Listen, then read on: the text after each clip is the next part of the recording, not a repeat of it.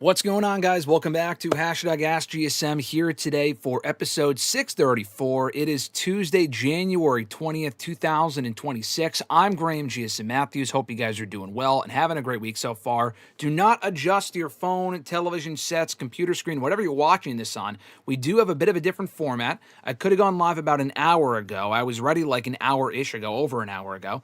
But then I thought, you know what? I've been thinking for a while about changing up the format of the show. Not as far as like us answering questions. We're still doing that, of course. Live questions, scheduled questions. But I thought to kind of help better and improve the viewing experience. Unless I'm wrong, and if this is terrible, please let me know and we can revert back to what it was and what we've had for the last year here on the live streams. I thought it would be nice to kind of support the viewing experience with a shot of the chat. So with what you guys are saying, and when it comes time to the scheduled questions, watch this. Wait for this. This is a new fancy little thing I just fucking learned like 30 minutes ago. I knew I could do this, but I kind of had to adjust how it looked and whatnot. When we get to the scheduled questions later on, this is what I'm thinking it will look like. And we can always improve it for the future, but here's what I'm experimenting with. Watch this. Bam. I don't know if you guys could still hear me. Hopefully the mic still works. Hopefully you guys could still see me and whatnot. But that's what the scheduled questions will look like. I know it's a bit harder to see if you're... I mean, I know the text looks fucking small and nothing's like bold or anything. But I can always adjust that for future episodes. But for now, I'm thinking that's what we could do for the show. I think that's pretty fucking cool. So again, if I am completely off on this, please let me know. Go back to the chat here. If I'm completely off on this, let me know. I apologize. But I think this would be cool.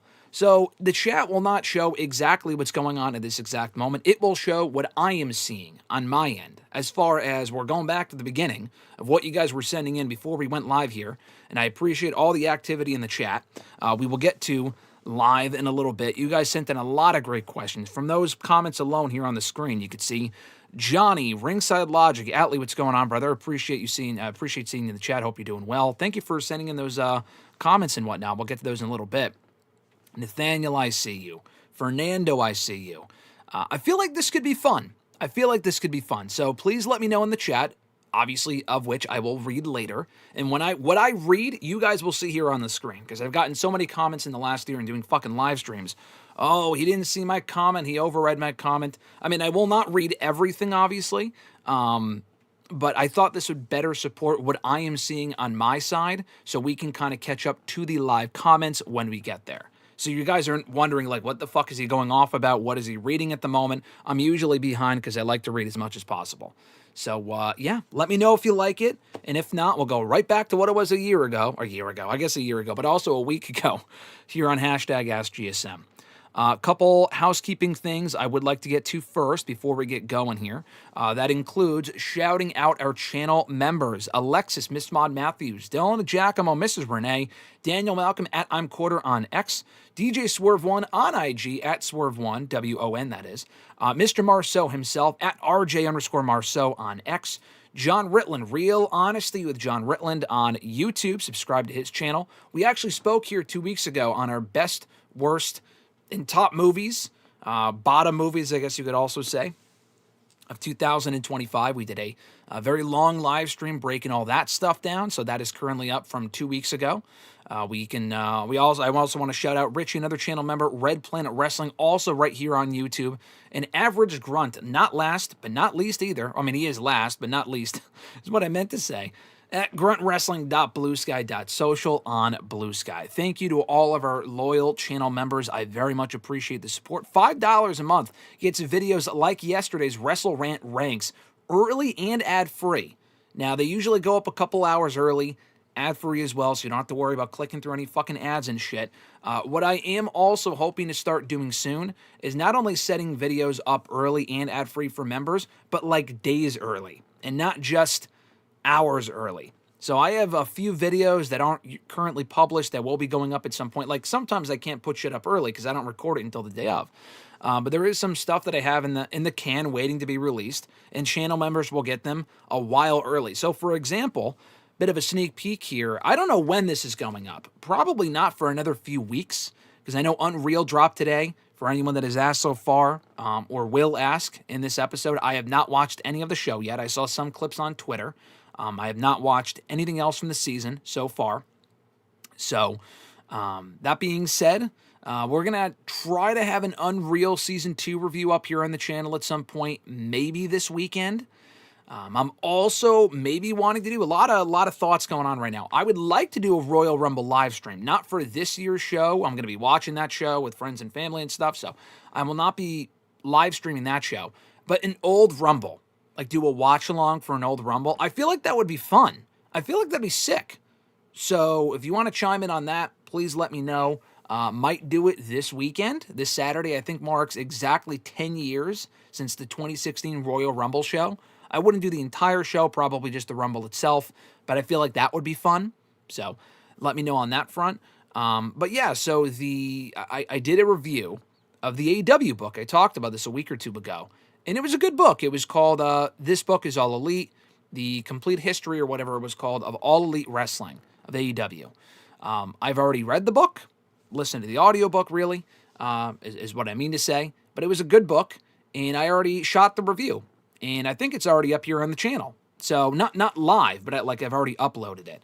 So what I might do for channel members, if you're interested, or as an incentive to sign up to be a channel member and support the channel, I will put that video up fairly soon, ad-free.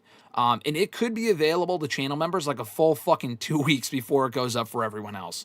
So keep an eye out for that. All the more reason to become a WrestleRant All Access Pass channel member today. If you want to support the channel just by liking this video, I would appreciate that as well. Subscribe. And I also turned on the option here for the chat because we've gotten some fucking bots here in the chat in the past. Some of the bots can be entertaining. Sometimes it's just annoying, especially when Alexis is not always here as our go-to mod to mute these people for a little while or put them in timeout for like 15 minutes. So I've set the chat to subscribers only, but you've only had to have subscribed for like 5 minutes. So it's not like anyone can come on here and just start saying dumb as shit, because we had a lot of dumb people here in the chat last week. A lot of fun last week. We had one of our best episodes in a while last week, but also a lot of dumb people in the chat. So anyway, that is it. Like I said, please let me know about the live stream for the Royal Rumble this coming weekend. I would like to rewatch the 2016 Rumble. I'm also thinking of rewatching the 2011 Rumble as well. We're celebrating, that's the 15-year anniversary of that, which is fucking crazy. So I would like to go back and watch that. And the 2016 one turns a decade this year. So I would like to watch that as well. So we'll see. I might do a live stream of that. Speaking of live streams, though, like I said, we were live 2 Wednesdays ago with John Ritland breaking down the top and worst movies of 2025. Go back and check that out. Last Wednesday, we had our first ever live interview here on the channel with one Roger Clark, the voice and the man behind Arthur Morgan in Red Dead Redemption 2. He was awesome. We had a great conversation. We got some really good feedback on that. Go back and check it out. We talked a lot about not just Red Dead, but wrestling. A lot about wrestling, acting, streaming on Twitch, and a lot more. He was excellent. So we're trying some new things here on the channel as far as experimenting in the new year. Hope you guys enjoy it. Hope we can do some more live interviews here on the channel going forward. But here today, we're answering your questions from Facebook, X, and YouTube. If you want to send in a question ahead of time for me to answer right here on the show, be sure to drop a comment on the post I usually put up on Monday nights over on Facebook, facebook.com/Graham.gsm.Matthews. If not on the wall itself, leave your question there. On X, the Twitter machine, tweet me at WrestleRant with the hashtag AskGSM. And also, you can leave a comment on this very video, of course, after we're done being live. If you're watching live, include your comment in the channel. I'll probably include it here in the video in a little bit. I'll answer it in a little bit. And I will include your question in next week's edition if you drop a question in the comment section on this very video after it's done processing and after we're done going live in a little bit. So I think that's it. I think that's all I got to say on that front. Like I said, if you are watching live, please like the video, subscribe, turn on notifications to be notified every time we upload new content, which is pretty much every single day.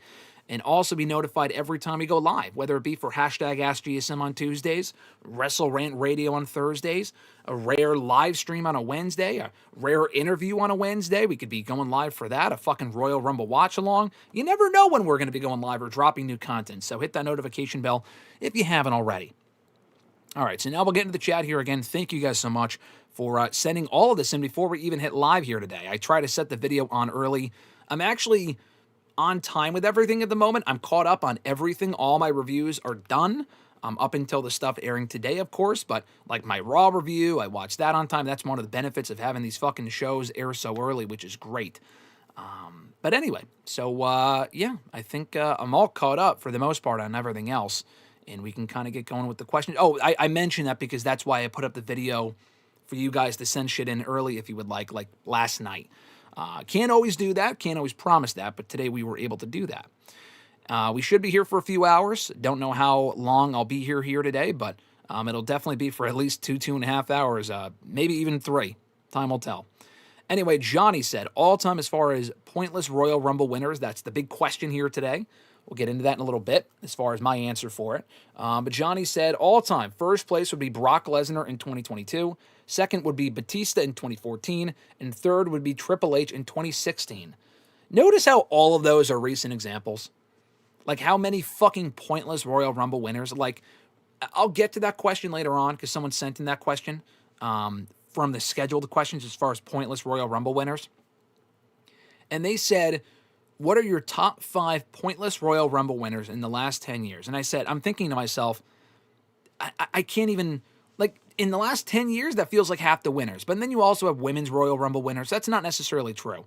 In the last 10 years, we have probably had like 18 Royal Rumble winners because we didn't have a women's winner in 2016 or 2017. But in 2018 onward, we did. So there was a lot to choose from. And then the more I thought about it, the more I'm like, fuck, we really have had a lot of pointless Royal Rumble winners in the last 10 years alone. Like, all time, you can name a few other ones. Like, you could say like Big John Studd or whatever. But really, in the last 10 years, we've had a lot of pointless Royal Rumble winners.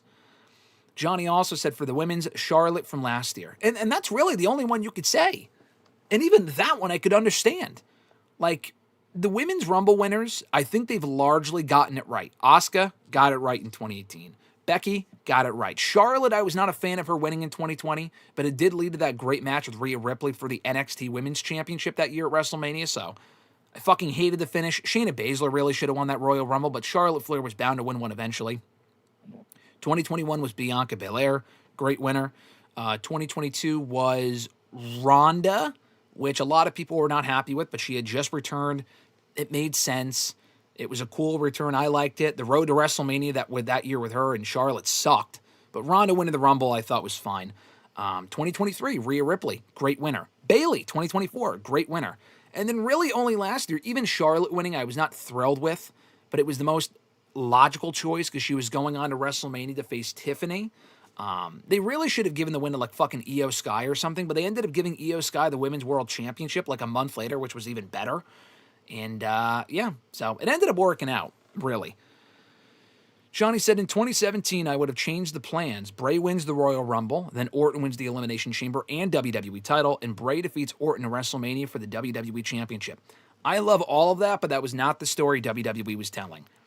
Bray had already beat Orton at the No Mercy show a couple months earlier, and the whole story they wanted to tell was Orton infiltrating the Wyatt family, which honestly was a great story. And honestly, it was going really, really well up until like January when Orton won the Rumble, which I was not really a fan of. And I'll talk about that later on because, spoiler alert, that's among one of my pointless Royal Rumble winners. Him winning the Rumble was like, okay. And then Bray winning the WWE Championship was great. Really, you could have told the story that you just did with the roles reversed of what they did with Bray winning the championship inside the chamber, Orton winning the Rumble, but then Bray wins at WrestleMania. Bray ended up getting his win back in that awful Chamber of Horrors match like a month later anyway, so Orton winning at WrestleMania served no purpose. The belt went to Jinder, so they had Orton be a transitional champion. But like Orton beating Bray didn't really mean anything. Like, it wasn't this great, big, satisfying moment. The match was terrible. Everything after Orton turned on Wyatt kind of sucked. Like, the shot of him doing the pose in front of the burning shed, I thought was amazing. That's an all-timer moment. It's like the Adam Page sitting in front of the burning house of Swerve Strickland type of moment. That was amazing. But then everything after that kind of sucked. Anyway, I don't mind the way that you laid it out there, but like Bray beating Orton and maybe Bray going babyface was never the end game for that story. Maybe they should have changed plans and pivoted and gone in that direction instead. It would have been better than what they did. Johnny said, you should chant TNT at a TNA show, total nonstop talking. Yeah, if you haven't already seen, I will talk more about the TNA AMC premiere later on. I put up a short on it last Thursday night. Friday night. The show is Thursday night. I put up a short about it on Friday. Appreciate all the feedback on that. The show itself was not good. Genesis was much better. Their pay-per-view on Saturday, not a home run of a show, but a much better show than the fucking awful TNA premiere on AMC last Thursday for Impact. And I called it total nonstop talking because that's exactly what that show was. AET for All Elite Talking and WWT for World Wrestling Talks. Ringside Logic, I mentioned Atlee earlier. Atlee, hope you're doing well, brother. Thanks for joining us, or at least sending these comments in before we went live. He said, most pointless Royal Rumble winners, Sheamus 2012, Randy Orton 2017, Brock 2022, Charlotte Flair 2020, and Ronda Rousey 2022. Yeah, some of those I agree with. Some of those, we'll get to some of those later. The only two I would combat, Charlotte Flair should not have won in 2020. But it did give us that great Rhea match, like I said. Ronda, I honestly understood why she won that year, especially if she was going to challenge. Like, what else do you do with Ronda at Mania that year if she returns and doesn't challenge for a championship? Like, the only logical match to do with her was either against Charlotte or Becky. And both of them, they're fucking women's champions that year. I mean, Ronda, I think, tossed out Charlotte to, she had tossed out Charlotte in that match. Now, I think maybe to win it. Or at least, at the very least, it was towards the end. But anyway, because the other championship match that year, because Charlotte was in the match as the champion, the other WrestleMania women's title match that year was Becky and Bianca. Bianca had just won the Rumble the year before. I had no issue with Bianca winning for a second straight year, because it has never been done with the women before, and it had not been done, period, prior to... This was before Cody did it a few years ago. Bianca would have been the first person to do it since Stone Cold Steve Austin in the late 90s. So I was actually hoping Bianca would win. I don't know if people would have turned on her for it, but she ended up winning the Elimination Chamber the following month anyway. So if it wasn't Bianca winning the Rumble, it had to be Ronda. Now, the other choice was Sasha Banks, and Sasha also made a lot of sense. She ended up getting tossed in like fucking 10 minutes, which was awful. And not all that coincidentally, she ended up walking out a few months later, and I can't really blame her for that. But anyway, with Sasha, she wasn't challenging for the world title at WrestleMania. As soon as Ronda Rousey indicated she was coming back, Sasha was out of that spot. I'm convinced if Ronda does not come back at that WrestleMania, we get Charlotte and Sasha for the championship at WrestleMania. But because Ronda was back, they weren't going to do that. So. And that's what ended up happening. So Ronda Rousey winning the Rumble was fine. Sheamus winning in 2012, I fucking hated it at the time. I really thought Jericho should have won, but Sheamus ended up getting the title shot at Mania and won the championship in 18 seconds. So I wouldn't call that pointless. I would have preferred Jericho to finally win a Royal Rumble, but at least Sheamus can say he was a Royal Rumble winner. And he was a newer star than Jericho, so I kind of get it. He also said, sorry if this is covering old ground, but what is your favorite Royal Rumble match of all time? Mine is the 2001 Rumble when Austin won it for the third time. The match had something for everyone. That is a great Rumble. Cheap plug before I answer your question. I was actually approached about doing an article for next week, a joint article. So I don't know if it'll be under my name or not, but like I'll be credited for it. Someone else and me, myself and someone else from Bleacher Report, are doing a ranking of the top 25 Royal Rumble matches of all time. I will have my list. He will have his list. I set my list in stone last night. Yesterday while I was watching Raw, I was also working on that. And we're going to meet later tonight over Zoom to discuss what the top 25 Royal Rumble matches are and kind of come to terms on our respective lists. And that will be up next week during Royal Rumble week, so look forward to that. As far as my favorite Royal Rumble match, I would probably say the 2020 Men's Rumble. For a long time, it was I've had a couple favorite Rumbles. The 2011 Rumble for a long time was my favorite just because I remember watching that live, and Booker T coming out was amazing, and Kevin Nash coming out as Diesel was amazing. I really liked that Rumble. And then I thought it sucked, and now it's kind of like, okay, it's not a terrible Rumble. There's far better Rumbles than that one. But it's not like I've seen worse Rumbles than that, including the greatest Royal Rumble from 2018. That was like fucking torture to watch a few weeks ago when I went back and watched that. But anyway, what am I thinking of here? So yeah, that match I enjoyed at the time. The 2008 Rumble I like. The 2018 Men's Rumble was my favorite, and the 2016 Rumble as well I love. The 2018 Men's Rumble was my favorite for a few years because I was there for that one, and it was a great Rumble. The 2020 Men's Rumble is now officially my favorite. That Rumble is timeless with the Brock story, the Edge return, Drew winning. Phenomenal Rumble, phenomenal Rumble. So I would probably go with that one as my favorite Royal Rumble of all time. To date, that could always change, of course, with fucking this year's Rumble. Last year's Rumble is an honorable mention. I really like last year's Rumble. I was there for that one as well, and that was a great show. So that also might be in my top 5. And also, I forgot to mention this. This actually was my favorite Royal Rumble, even over 2011, up until like the 2018, 2021, 2010. I think the 2010 Rumble is also great. You get Punk in there for a little while, the Shawn Michaels story, Edge returning and winning. That was the first pay-per-view I ever ordered, and I had to order it because where I was living at the time, we didn't have like pay-per-view and shit, so I had to go over to my aunt's house, and she was nearby. And I had to go over to her house to go watch the show and order that pay-per-view, which was awesome. And it was a very great show. It was a great show and a lot of fun. And I loved that Rumble. So fucking worth it. I wanted nothing else for Christmas that year than to buy the Royal Rumble a month later. And I'm so happy I did. So that's also among my favorite Royal Rumble matches of all time. Nathaniel, what's going on? I know he must be happy about the Seahawks being in the playoffs. I know they're among the final 4 teams in the NFL playoffs right now. He said, how do you feel about Natty Neidhart costing Maxine Dupree yesterday? And do you think she should beat Becky for the IC championship? Natty, no. No. I could see the story there being told at some point that she can win the championship. Her uncle held. Her dad never did. But Bret Hart obviously is a multi-time former Intercontinental Champion. Not from Becky, though. I think Becky's probably losing to AJ Lee at WrestleMania. Becky, at this point, she should also lose to someone that could really benefit, like Maxine did for a little bit. I think Maxine benefited from beating Becky. Natty, especially as a heel, beating Becky doesn't really make a whole lot of sense. So I like Natty turning on Maxine. I think they waited a little too long. I would have preferred that when they just had Maxine lose the championship a few weeks ago. They could have just done it then and just foregone the rematch for Maxine Dupree against Becky. But I still thought it was a good moment, even though Natty has not been on Raw recently. I know they showed her in those dungeon vignettes, but that was like over a month ago. Fernando, what's going on, brother? He said, do you think AJ Styles is retiring at the Rumble? My immediate answer is no, but I honestly think there's a really good chance. Genuinely. And I'm not just saying that to kind of play into the intrigue. His contract is legit up in February. So this could be it for him. The exact same show he debuted at exactly 10 years earlier. The only aspect of it I don't like is the fact that it's in Saudi. I really don't want AJ's last match to be in fucking Saudi Arabia. All due respect to people that are going there, people of the country. But just the Saudi shows, really? Come on, man. What the fuck?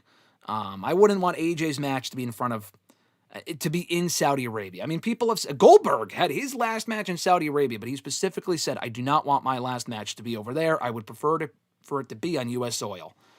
I mean, that's where he had his career. He didn't wrestle over in Saudi a million times. He had a couple bad matches over there, but, you know, he's not known for having a career in Saudi, having any real ties to Saudi. And AJ's the same way. So I would prefer AJ, even selfishly, because I'll be at Mania most likely, to retire there or at SummerSlam. At the Rumble, I get it and don't entirely hate it. I just don't like it being in Saudi and that being where he has his final match. But if he wants to wrap up before his contract expires in February, it is extremely possible. I will say AJ Styles wins, but there is a very real possibility he loses, which I like because it makes it more unpredictable. What grade do I give the TNA AMC debut, Fernando asked? D. I would give it a D. I could even go F because that show is just fucking abysmal. But at least it had that main event. I mean, it wasn't like completely terrible. Like, it wasn't a colossal failure. It was absolutely a failure. We still don't know what the rating was for that show, I don't think, even though it's been like 5 days. I know yesterday was a holiday, but anyway. Yeah, I would probably say a D because the main event was good. The 6-man tag team match was good. They had some debuts, but the rest of the show, all the talking was awful. Not a good show at all. Fernando said, Grim, you're not buying that Leon Slater had legit visa issues last week, do you? Yeah, I am actually, Fernando, because it's the fucking truth. I mean, visa issues were also why Danny Luda was not able to make it to the TNA shows. If you watch the shows, you would know that this is a shoot. I think the Leon Slater thing on SmackDown came about because he was stranded in the UK, and that, I mean, if Danny Luda, if it wasn't just Leon Slater affected, like if it was just him affected, I would probably buy the idea more that WWE just wanted Leon and they took him from TNA for a few days. But I buy the idea that they had legit visa issues because that was reported by credible sources. You always check the sources. People don't want to fucking believe everything they read, which is good. They shouldn't. But when it comes from actual news sources, most of the time people are extremely skeptical. With something like this, I understand the skepticism. But Danny Luna and Lance Storm, who also work for TNA, could not make it to the TNA shows because of the visa issues. Leon Slater is from England. So why would he not have visa issues, but they do? So of course he had visa issues, and he was just on SmackDown. It just worked out that WWE was also in England. But Fernando, with his fucking tinfoil hat on for some reason, said, if anyone on the chat really believes that Leon Slater had visa issues all of a sudden, on the same weekend of a SmackDown London, I have a really cheap swamp land I would like to sell you. Brother, again, if it was just Leon affected, I get it. But it was also Danny Luna and Lance Storm, who were also affected by the visa issues. They all don't live in the U.S. All three of them do not live there. So you're telling me that WWE, just because they wanted Slater, also held back Danny Luna, who they don't have any need for, or Lance Storm just to buy into the narrative they had visa issues? That makes no sense. Fernando said, when AJ announced he was retiring in 2026, I thought he meant sometime at the end of the year. No, this is not a John Cena farewell tour. AJ is done at some point this year, but his contract is believed to be up in fucking February. So that is in a month from now. That is in 2 weeks from now. So he could be done on January 31st. He absolutely could be done in a few weeks. But that doesn't mean that he's retiring at WrestleMania. It could be SummerSlam, it could be Survivor Series. We don't know. It depends how long of an extension he signs, if he signs an extension at all. That does not mean he's retiring at the end of the year. I would love if he did. I want as much AJ as possible. Doesn't look like that's going to be the case. Do I think AJ Styles should win the TNA World Championship? I think it'd be awesome if he did. I don't think he will. I don't think he needs to either. I mean, the last thing TNA needs is another absentee champion. Excuse me. Trick Williams, to be fair, actually did defend that championship quite a bit and he had a very big presence on TNA while he was champion. It's not like he missed shows. He was on a lot of their PLEs. He was on a lot of the Impacts, wrestling in a lot of those shows. He was on TNA Impact quite a bit. Now, I don't think AJ Styles would be. He's a main roster performer compared to Trick Williams at the time in NXT. So I don't think he should, and I don't think he will. But it would be fucking cool if he did. I'm not going to lie. To see AJ as TNA champion one more time. At the very least, if he is done before October, he should go into the TNA Hall of Fame this year. No doubt about it. Fernando saying Batista winning the Rumble instead of Daniel Bryan was pointless. Batista was the big, conquering hero coming back. I get why he would win. That would have been the most logical path had Daniel Bryan not gotten super hot and been the one that should have won the Rumble.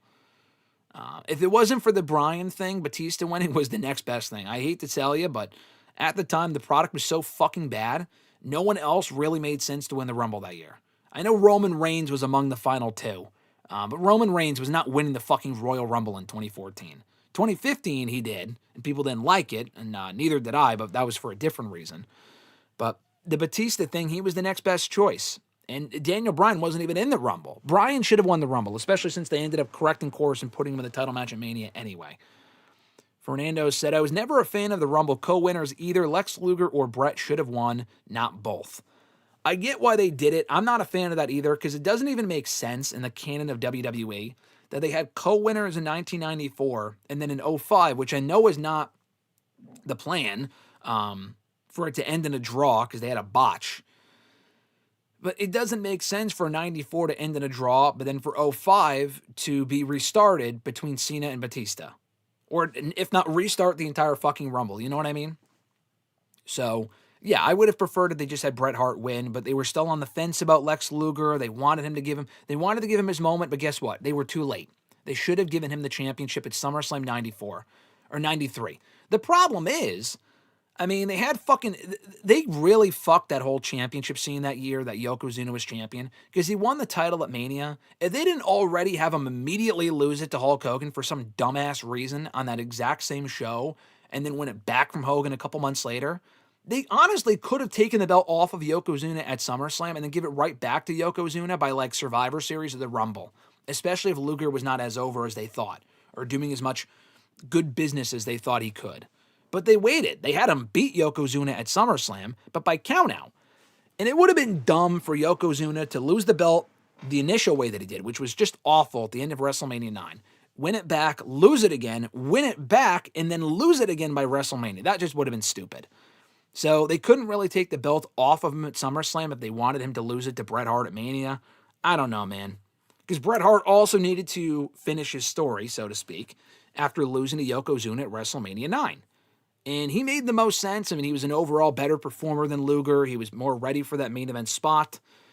But they missed their opportunity. So I agree. I think doing the whole co-Rumble winner thing is dumb. They haven't done it since, thankfully. I think it's stupid. But yeah, back then it really should have just been one or the other. Probably Bret, because Luger by that point had cooled off and Bret was heating back up. Fernando said, Alberto Del Rio, another pointless Royal Rumble winner.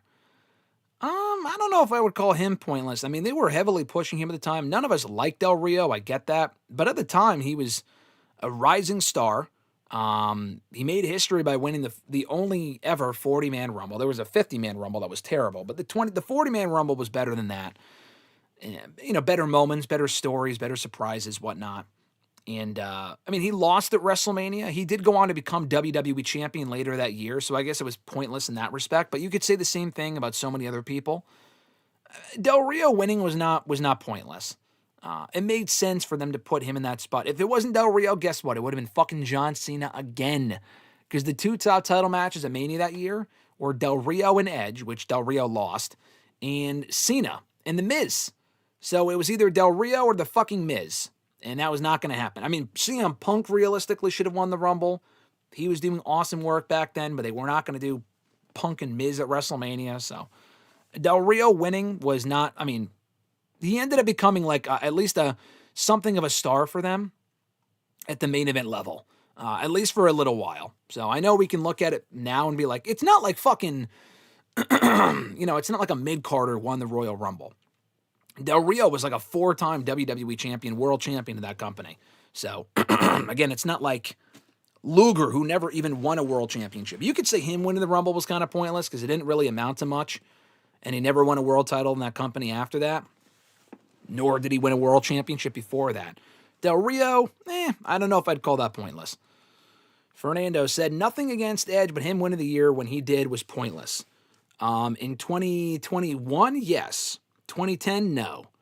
Edge winning it the first time was the perfect winner for that Rumble. He had just come back. Jericho was the World Heavyweight Champion, or actually he was about to win the World Heavyweight Championship. Him and Jericho were partners before Edge got hurt. So Edge absolutely should have won in 2010. It was either Edge or fucking Triple H again. No thanks. Or John Cena again. No thanks. Edge winning was great. 2021, I agree. Fernando said, top 5 AJ Styles matches in TNA and top 5 in WWE. Oof. I mean, I could be here all day. I know I just did an AJ Styles best matches video in WWE, top best matches, on WrestleRant Ranks, cheap plug a few weeks ago. Off the top of my head, in WWE, all the matches with John Cena, but specifically the SummerSlam one in 2016, I think that's his best WWE match, period. I was there for that one. The second Roman Reigns match, I was also there for that at Extreme Rules 2016. Both of those matches are phenomenal, no pun intended. His TLC 2018 match, and it's not a TLC match, but he had a match at TLC 2018 with Daniel Bryan for the WWE Championship. I think that's a very underrated AJ Styles match. That match was awesome. The Taker Mania Boneyard match, bit of a different match, but still a great match for what it is. I think the Cody Rhodes Backlash match is also one of his best matches from Backlash 2 years ago. I think that's easily top 5 for the WWE Championship, although he did not win. Yeah, I would probably say any of those. The Shane McMahon match would be an honorable mention for Mania. That's a great match. The Nakamura match, I was there for the best one they had in WWE, that being at Money in the Bank. That's not top 5, but it was a really good match. It was the best of all the matches they had that year. That was a WWE title match and a last man standing match for the WWE title at Money in the Bank. Yeah, I mean, there were a couple other really good matches he had with, like, Ricochet, Daniel Bryan. He had a few more in the years that followed that were great. Those are, like, the main ones that really stand out to me. I think I mentioned his best ones, though. And then, and also Jericho. The matches he had with Jericho, I also really enjoyed. Specifically, their Fastlane match might have been their best one, but I like the Mania match too. Anyway, his TNA best matches. I didn't watch his entire TNA career. I watched most of it. I didn't watch all of it. But he had a really, really good match with Nick Aldis, of all people, actually. This was how he became the number one contender to the TNA World Championship in 2013. He went on to beat Bully Ray for the TNA Championship at Bound for Glory that year. I think a last man standing match. That was a great match. But the Nick Aldis Magnus match on Impact before that in 2013 might be one of my favorite AJ. I think that might be my favorite AJ Styles match, period, in TNA. I fucking love that match. That match is excellent. And I just love the drama, the atmosphere. There was a run and finish at one point, which was dumb, but beyond that, it's an excellent match. And probably one of Magnus's best as well. He also had an amazing tag team match at Slammiversary 2012 with Kurt Angle. How can you go wrong with Kurt Angle as your tag team partner? It was them two against The Addiction, Daniels and Kazarian, for the tag team titles. I love that match. That match was outstanding. And Kurt and AJ were not tag team champions for that long, but it was fun while it lasted. So that match, trying to think of the other ones. Him and Sting from, I think, Bound for Glory 2009 was a really good match. I own a best of AJ Styles and TNA collection and best of AJ Styles and Ring of Honor collection as well. But the TNA one was, the TNA DVD had that Sting match on it. That's a really good match. Almost any of the matches he had with Kurt Angle in TNA I enjoyed. Him and Christopher Daniels at Final Resolution, I think it was, 2012. It was the end of their feud. They also had a last man standing match, I want to say, at Destination X that year. Two excellent matches. Yeah, I think he had another really good match I rewatched recently. Him and Douglas Williams for the TNA television title at Final Resolution, speaking of which, 2010. He had some other really, really good matches. I'm trying to think.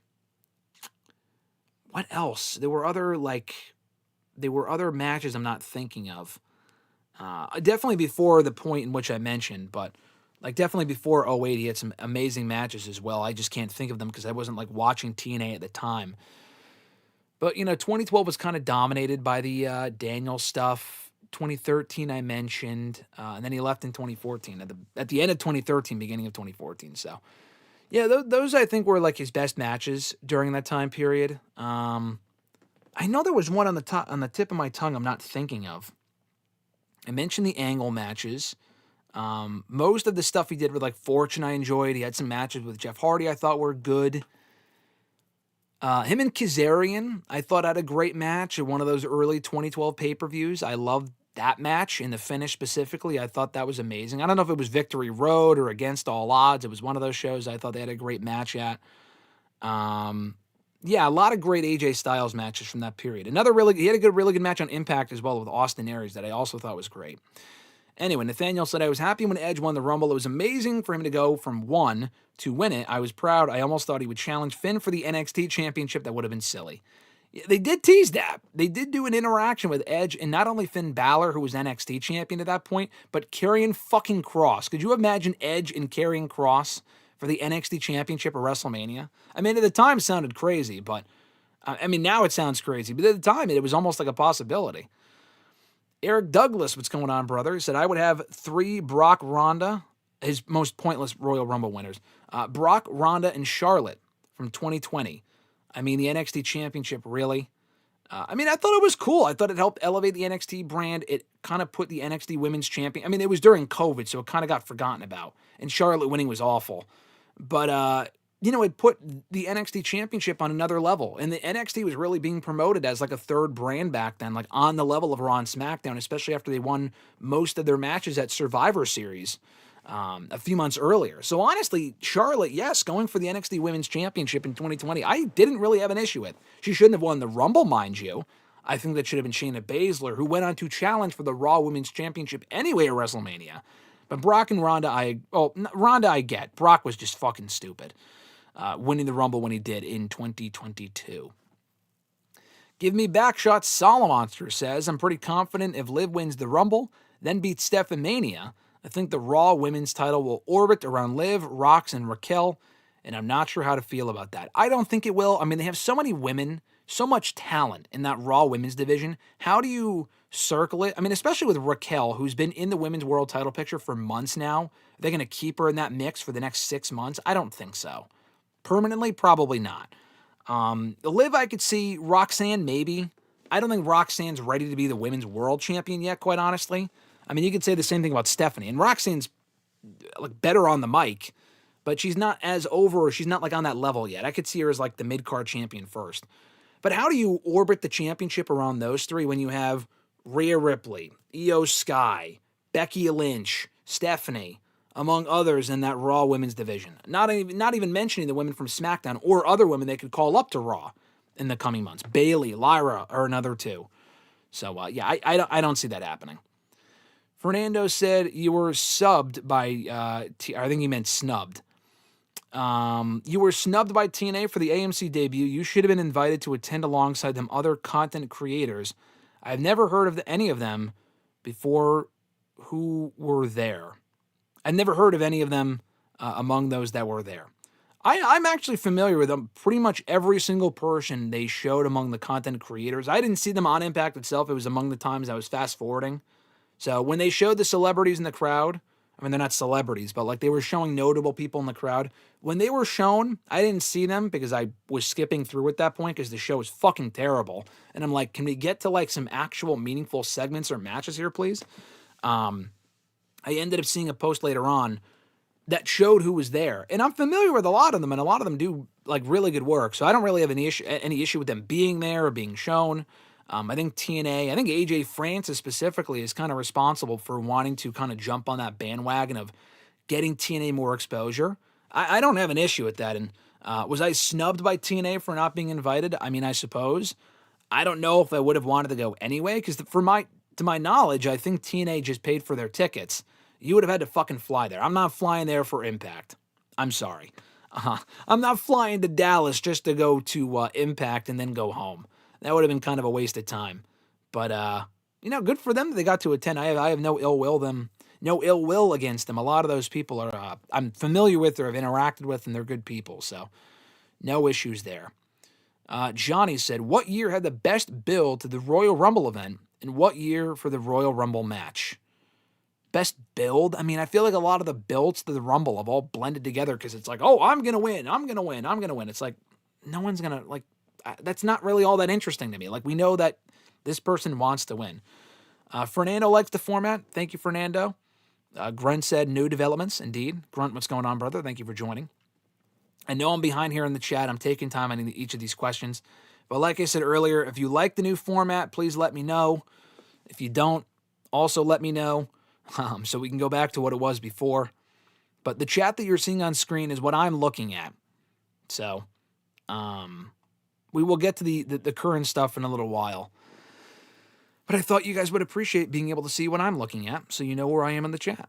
But anyway, best build of the Rumble, I have no idea. Maybe last year, because at least last year felt unpredictable with the amount of people. Like Roman Reigns declared for the Rumble. CM Punk. Gunther. Gunther was the world champion. Jey Uso, among other people. I mean, I think last year's build of the Rumble was great, at least for the men. The women's build was kind of non-existent. And I think both Rumbles ended up being pretty good. What year for the best Royal Rumble match? In my opinion, it's still 1992. It's either 92, 01, or 2020. And I think 2025 is very much high up on that list. But gun to head, I say 92. My favorite Rumble ever is now men's 2020. 2010 might be number 2. 2018 might be 3. Yeah, I think last year might be number 5. Number 4, I'd probably say 2016. I think I love all of those Rumbles, and the 2008 Rumble I also really enjoy as well. I really, really like going back and watching that Rumble. Eric said, Prayer Circle, AJ Styles wins the Royal Rumble. I'm not ready yet. Neither am I. TNA will never catch up with AEW with shows like Thursday night. I mean, they just don't have the infrastructure, as other people have said, to even come close to AEW as far as being able to pay talents as much. They're on AMC, which is a great TV deal. That's a big step in the right direction. But like, they don't have the roster size that AEW does. They don't have the connections that AEW does, and TNA's been around for decades. I feel like the damage has been done to TNA where they'll never reach that level that they did 15 years ago. It's just not even close. I mean, TNA can exist, and it's a great company overall. They will never be what AEW is. AEW just came out with such buzz, momentum at a time where wrestling needed them. And Tony Khan, by and large, knows what the fuck he's doing. I think TNA had so much mismanagement. Like, think about this. TNA has gone through so many fucking office changes, from Dixie Carter to Billy Corgan to Jeff Jarrett, Scott D'Amore, Carlos Silva, among other people I'm probably forgetting about. And I think Jim Cornette was there at one point. AEW has been the same person since the beginning, for better or for worse. But I say for the better because they're still on TNT. Could that change at some point down the road? Maybe. But they have maintained a presence on TNT and TBS, signing big money television deals. I don't know how much money TNA made off their television deals for so many years when they were on Spike. I feel like AEW is probably making more than they did back then. But it's just not even close. And Tony Khan's been in charge this entire time. And I think he's made a lot of questionable decisions, but not nearly as many as TNA. I mean, AEW is far from what TNA was doing in like 08, 09, 2010, 2011, where they were just making dumb, not even booking decisions, dumb business decisions. Tony Khan has not even come close to catching up on that front yet.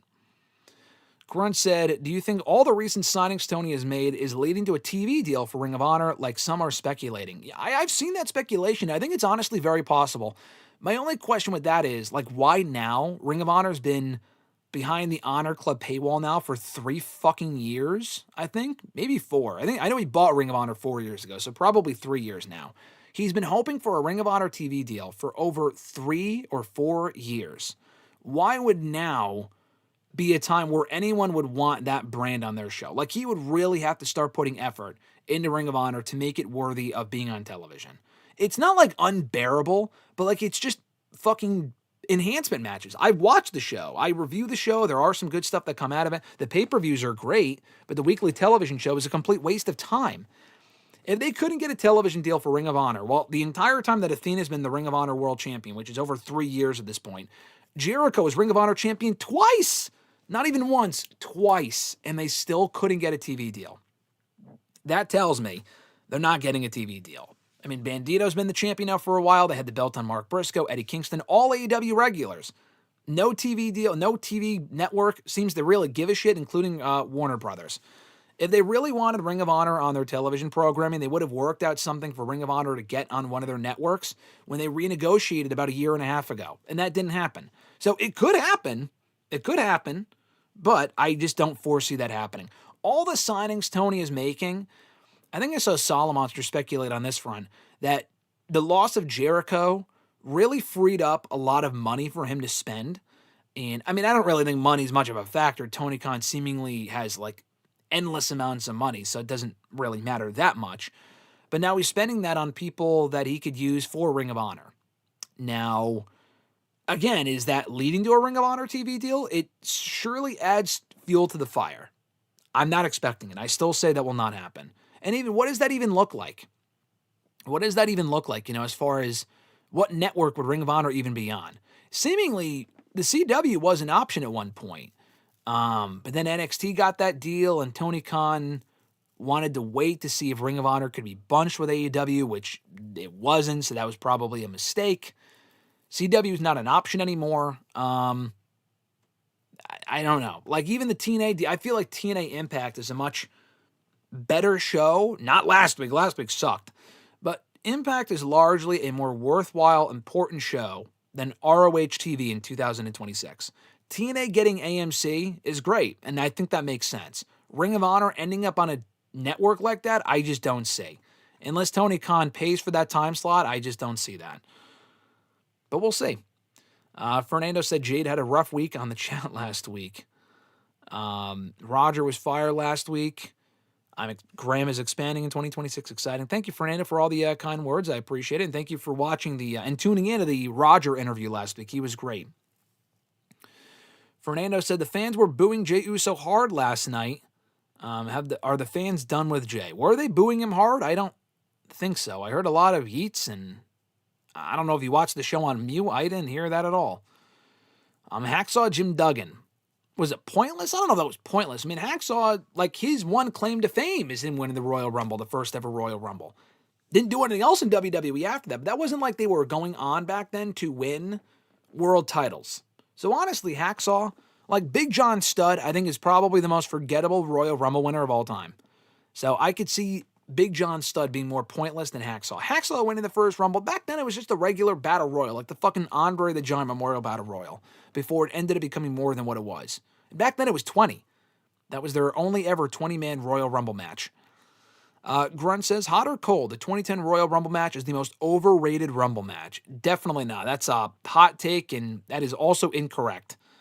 I mentioned earlier, I mean, you're talking to the wrong person because I love that Rumble for the reasons I mentioned earlier. But the 2010 Rumble being overrated, I think honestly the 2000 Rumble is pretty overrated. There really isn't a lot going on in that Rumble that overly is interesting. It's a great vibe, I think, at MSG. But like Rock winning made sense. It's not really that good of a Rumble. I think 2000 is more overrated. I've seen praise for like the 90 Rumbles, like the 90s Rumbles with like 97, 98, 99. Those are all largely fucking terrible. Those are all far more overrated than 2010. 2010 had the Punk thing in the beginning, which was great. Edge's return, which was awesome. You had Cena making a run of the Rumble. He was a legit contender to win the whole thing. Shawn Michaels eliminating his own partner. His whole elimination, being desperate, was great. Cena and Batista planting the seeds for their feud going into WrestleMania that year, I thought was really good. Jericho eliminating or being eliminated by Edge. That set up their WrestleMania match. Some other decent stuff in the middle there with the mid-card, which was fine. I mean, all the people I just mentioned pretty much dominated that Rumble. The rest of it wasn't remotely as interesting, but you got Beth in there as a surprise entrant. That was a cool moment. So, yeah, no, that's not an overrated Rumble at all. He also said Wyatt versus Orton should have been a triple threat with Luke Harper. That is correct. I can agree with that one because that match would have been far better with Harper involved. Maybe not Harper winning the championship necessarily. Hey, he could have even taken the pin. But given the story they were telling, he should have been involved. He wasn't even on that fucking show. I think they put him in the Andre the Giant Memorial Battle Royal, which he did not win anyway. He should have been in that match. He was gradually getting over, and the match would have been much better with him involved. Are there any times you would have changed the Rumble winner with the Chamber winner? Yeah, no, I'm sure there was. I'm sure there have been. I can't think off the top of my head. I mean, what's funny is that in 2022, you guys are mentioning Brock a lot. That whole thing was fucking terrible. Brock actually won the Chamber and the Rumble that year. He won both. He lost the WWE title of the Rumble, won the Rumble match later in the show, and then won the Chamber to win back the WWE title, and then also challenged for the Universal Championship at Mania. That whole thing was terrible. It was absolute dog shit. So I would have not had Brock win any of that shit at that time, honestly. Anyway, or I would have switched the Rumble winner and the Chamber winner. Daniel Bryan in 2021 is a recent one. I would not have had Edge win that Rumble. It was a great moment. It was on the anniversary of when he won his last Rumble, which was cool. He was coming off of injury. He was announced for the Rumble. It wasn't a surprise entry. Him going the entire time was cool. Not all that impressive. He didn't really do much, but still it was fine. And then he won the whole thing. But Bryan never got to win a Rumble. So he won the Chamber. He got a title shot that same night at the Chamber, but he did go on a challenge for the World Championship anyway at Mania. So if the Mania match was always going to end up being Bryan, Edge, and Roman in a triple threat, I would at least have Bryan win the Rumble and then have Edge win the Chamber or whatever. I don't know. Get to that match another way. But I would have given Bryan at least one Rumble win because he was involved in a bunch of Rumbles and never won a single one, which is honestly criminal given how he absolutely should have won it in 2014 or 2015. Fernando said, what are your thoughts on the... Let me backtrack a little bit here. Hold on. What are your thoughts on Trey Miguel being released by AEW only days after being signed with the Rascals? It sucks. It sounds like... I don't really know how this works. I mean, Tony Khan clearly doesn't have an issue with signing Trey Miguel.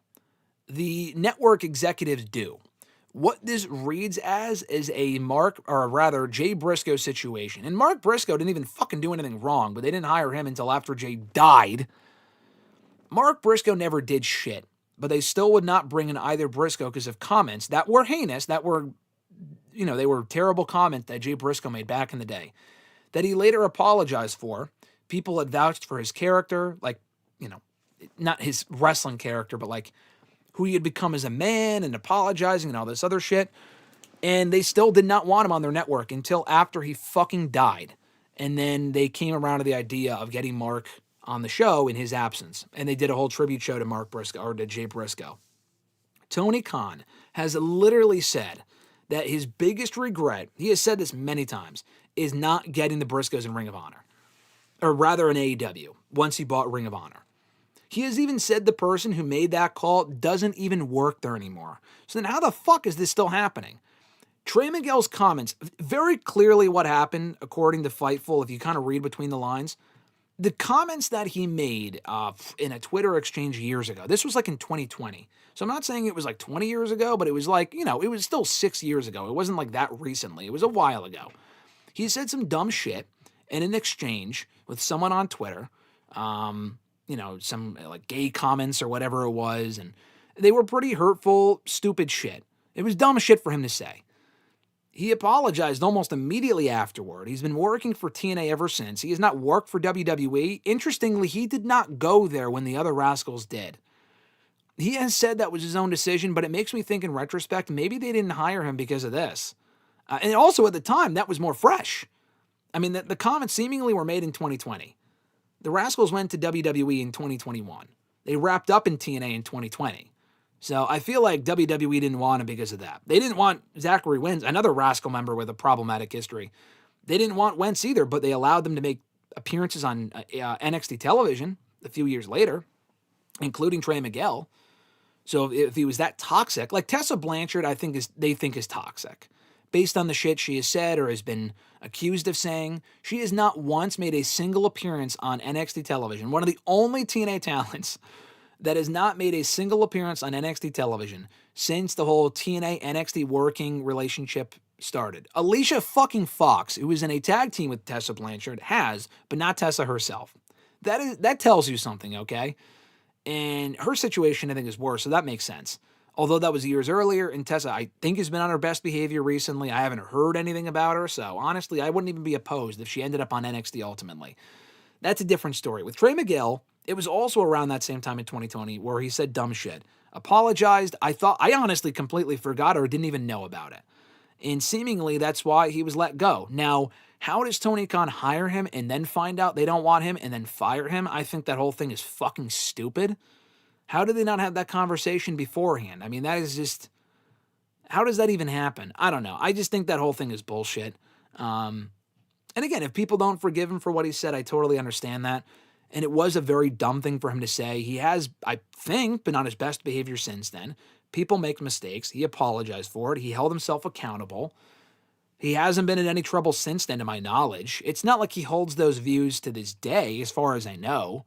At least publicly, he hasn't said anything to that degree since then. I think the whole situation is stupid. I'm sorry. I just think he should be on the show. And if you disagree, that's completely fine. I understand that. If you were that offended by what he said and don't forgive him for it, I get it. But the network executives, I mean, you can go down a fucking laundry list of dumb shit that wrestlers have said, and they still have them on the shows anyway. They didn't stop them from bringing in Ric Flair. I mean, he didn't say what Trey Miguel did, but he has done and said, that has been confirmed, shit that he has done and said. And they don't give a fuck, and they brought him in anyway. But Ric Flair's a bigger star than Trey Miguel. So, you make exceptions for bigger stars. I mean, WWE does the same thing. I get it.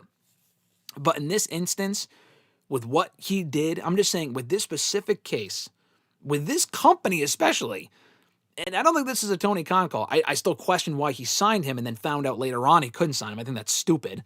Like, how do you not do a background check before you put pen to paper? But anyway, especially, they literally just did this with Jay Briscoe. And I'm not saying Trey Miguel's going to die. Like, I hope not, obviously. But Tony Khan has literally said, like, that was also years later. That whole thing was at least almost a decade later. It's not been a decade since the Trey Miguel thing, but how long is there to wait? Another 5 years? It's fucking stupid. I don't get it, man. I just think the whole thing is fucking dumb, but that's just me. Just my opinion. Fernando said, who, in your opinion, won the free agency battle on Thursday night? there was a free agency battle? I mean, what do you mean? What's your question as far as TNA or what, AEW or something? Like Powerhouse Hobbs or whatever? Are you saying because what, the Rascals went to AEW, Hobbs is going to WWE seemingly, and TNA got Daria Ray and Elena Black? The answer is WWE. I mean, the Rascals are great, but I think Hobbs can have a bigger impact in WWE than the Rascals will in AEW. Although they're great, I love them and I think they'll do well. TNA getting Daria Ray, I don't give a fuck about Sonya Deville, I'm sorry. I think the last couple of years of her WWE run were just so forgettable. I think the GM run that she had was great, and they're trying to do that again in TNA. Okay. I mean, they've had so many evil authority figures in that company, it's just hard for me to give a shit. Elena Black, I think, is a great signing for TNA. She's appeared in TNA before as Cora Jade when she was in NXT. Daria Ray, I don't see making a lick of a difference, but Cora Jade being in there, I think, is a good signing. I still think WWE getting Hobbs, though, is a much greater get.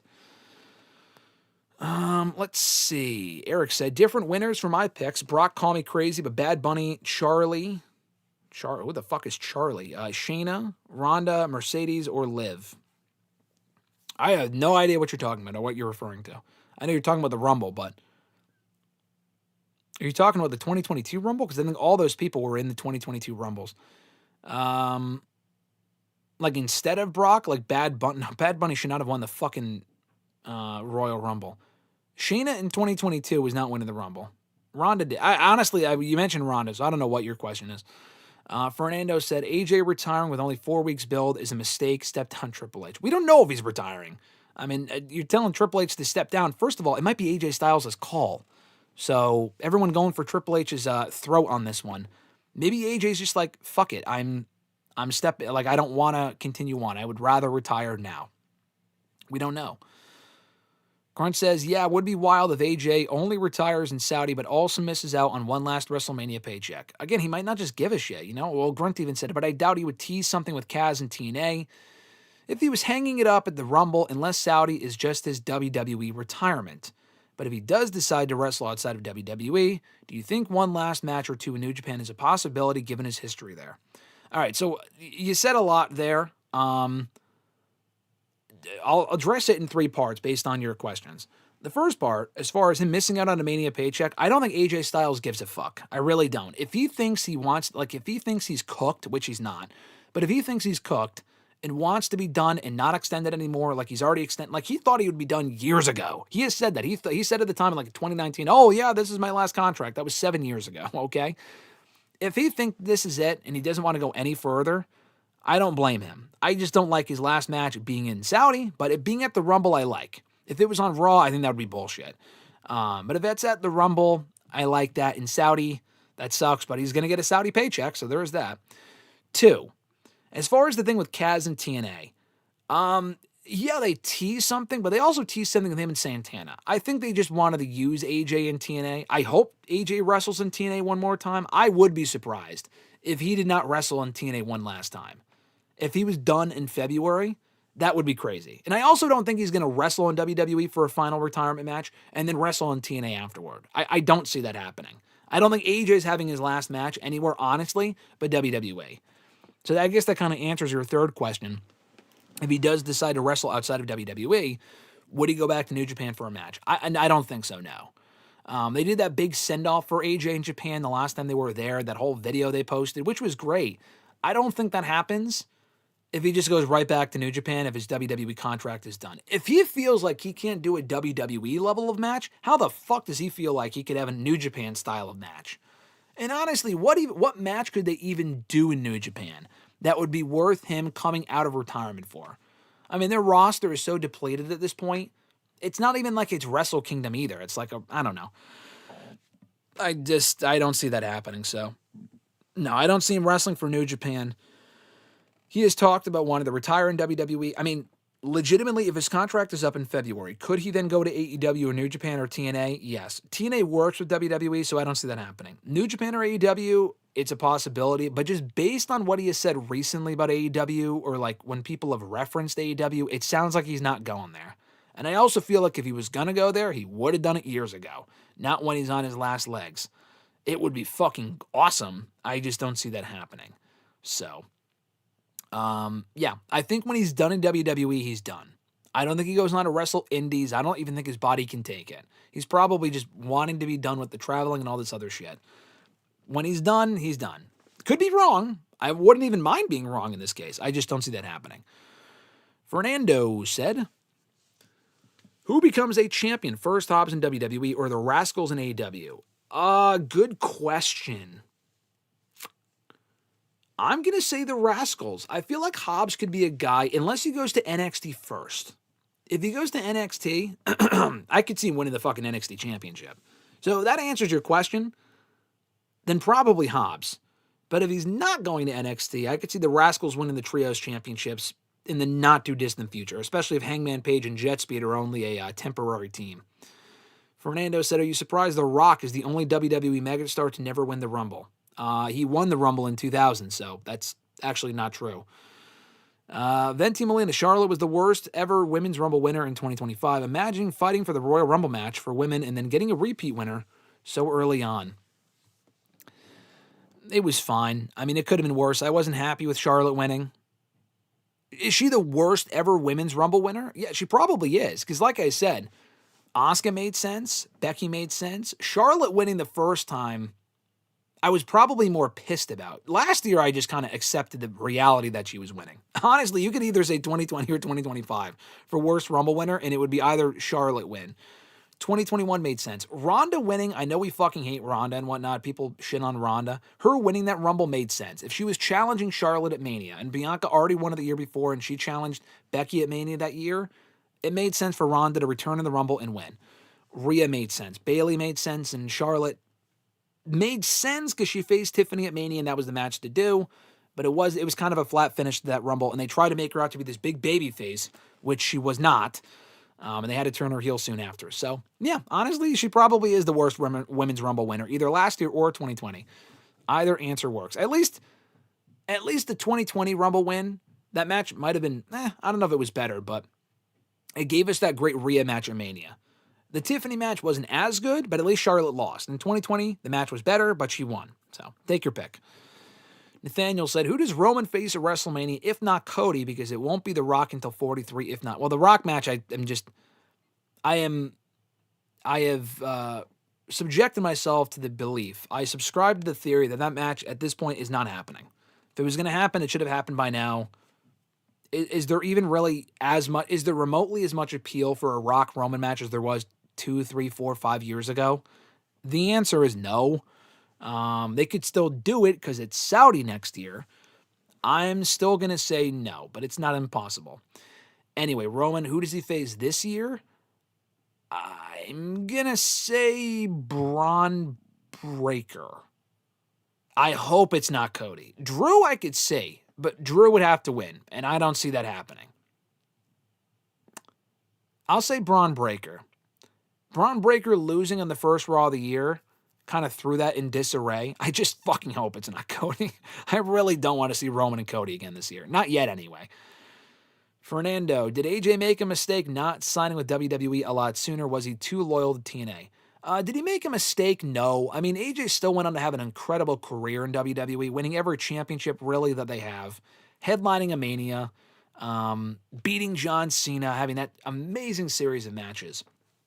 And here's the other thing you got to remember, too. It's all about timing, brother. It's all about timing. If AJ signed in 2010, would he have been as successful or as revered as he was when he came in 2016? I say no. Because if he comes in 2011, 2010, I feel like they would have just slotted him in the fucking mid-card, because that was back when they had the Del Rios, and they were pushing Swagger, and they had Punk and Bryan come along and shit, but those were like the hot hands. Styles could have ended up in fucking NXT for all we know, like the NXT competition show. Daniel Bryan, if he came around a few years later, he probably would have bypassed that whole process, but he had to end up in a fucking competition show. You know what I'm saying? Like AJ, because he showed up in 2016, Vince was smart enough to put him immediately on the main roster. If he came in 2012, he might have had to go to NXT first, which would have been a complete, absolute waste of time. So, no, I don't think he made a mistake. And honestly, when he left TNA, reportedly, WWE, guess what? Had no interest. That was WWE's fault. So he basically said, without saying this publicly, hey, fuck them. I'm going to go out and have this amazing indie run on the indies in Japan and in Ring of Honor, and he did. And honestly, he became more valuable and had some of the best matches of his entire career between 2014 and 2015 before he ended up in WWE.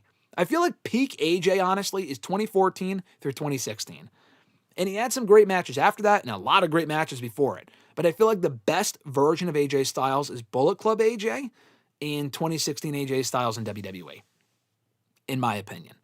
So, no, I don't think he made that mistake, because I feel like if you say, oh, yeah, his prime years should have been in WWE 10 years earlier, brother, you got to remember who the fuck was running the show at that point. Vince McMahon would have probably buried that man. His name would have been CJ Miles, the marginal one. And also, they fucking hated anyone that came over from TNA. Like, it took WWE over a decade to finally start pushing people. Like, when Samoa Joe came in, brother. Samoa Joe came in 2015, he went to NXT. In 2025, obviously he's 40-something now, 40 years old now, Samoa Joe would be right on the main roster. But back then, like, Vince McMahon probably had no value for Samoa Joe. Like, he had to be pushed, kicking and screaming to get that man on the main roster. He did not see value in a lot of the TNA people. If he did, he would have brought a lot of them over a lot sooner. And he brought some of them over, and they were just fucking jobbers. So, no, I think AJ honestly made the best choice of his career, staying with TNA for as long as he did, getting as much as he could out of them. If he stayed in 2016 in TNA, that would have been fucking stupid. Then I would say he made a mistake. If he went back to TNA as he originally planned on doing in 2016, when TNA was in the shitter and just going further down the tubes, that would have been dumb. He made the right call in going to WWE instead. It was either really at that point, now or never. Nathaniel said, do you think Finn Balor is a babyface now, and should he be Dom for the AEW World title? I did see the AEW World title thing. Grunt showed me that. It's fucking hysterical. No, I don't think Balor is a babyface now as long as he's in Judgment Day. Should he be? Yes. Will he be? Probably not. Should he be Dom for his IC championship, let's say? I wouldn't hate that, but he'll probably do it as a heel. I think Dom is the one that was really getting over more than Balor for longer. I feel like they'll turn Dom before they turn Balor. Really just turn all of them, but still split them up. Johnny said for his favorite, I mean, obviously AJ, Joe, and Daniels. I don't know how I forgot to mention that, but their triple threat from Unbreakable 05 was an incredible triple threat. One of TNA's best matches ever, if not their best match ever. So that match, AJ versus Sabin versus Chris Sabin versus Petey Williams and Ultimate X. He said AJ and Daniels versus LAX, and AJ Styles versus Amazing Red for his favorite TNA or best AJ Styles TNA matches. Nathaniel said, do we hope Lyra wins the Women's World Championship or Paige if she ever comes back? Lyra, yes. Paige, no. I love Paige. I've always been a Paige fan. I don't think in 2026, with the talent WWE has, that she needs to be holding the Women's World Championship. Would I hate it? Probably not. It's the same reason I don't think Nikki Bella needed to win the Women's World Championship either. It's just not necessary. With the talent WWE has right now in that women's division, there is no need for Paige or Nikki to be Women's World Champion. Even AJ, honestly. AJ is the same way. At least AJ, I could justify it because she's a bigger star. Bigger fan base would be a better moment.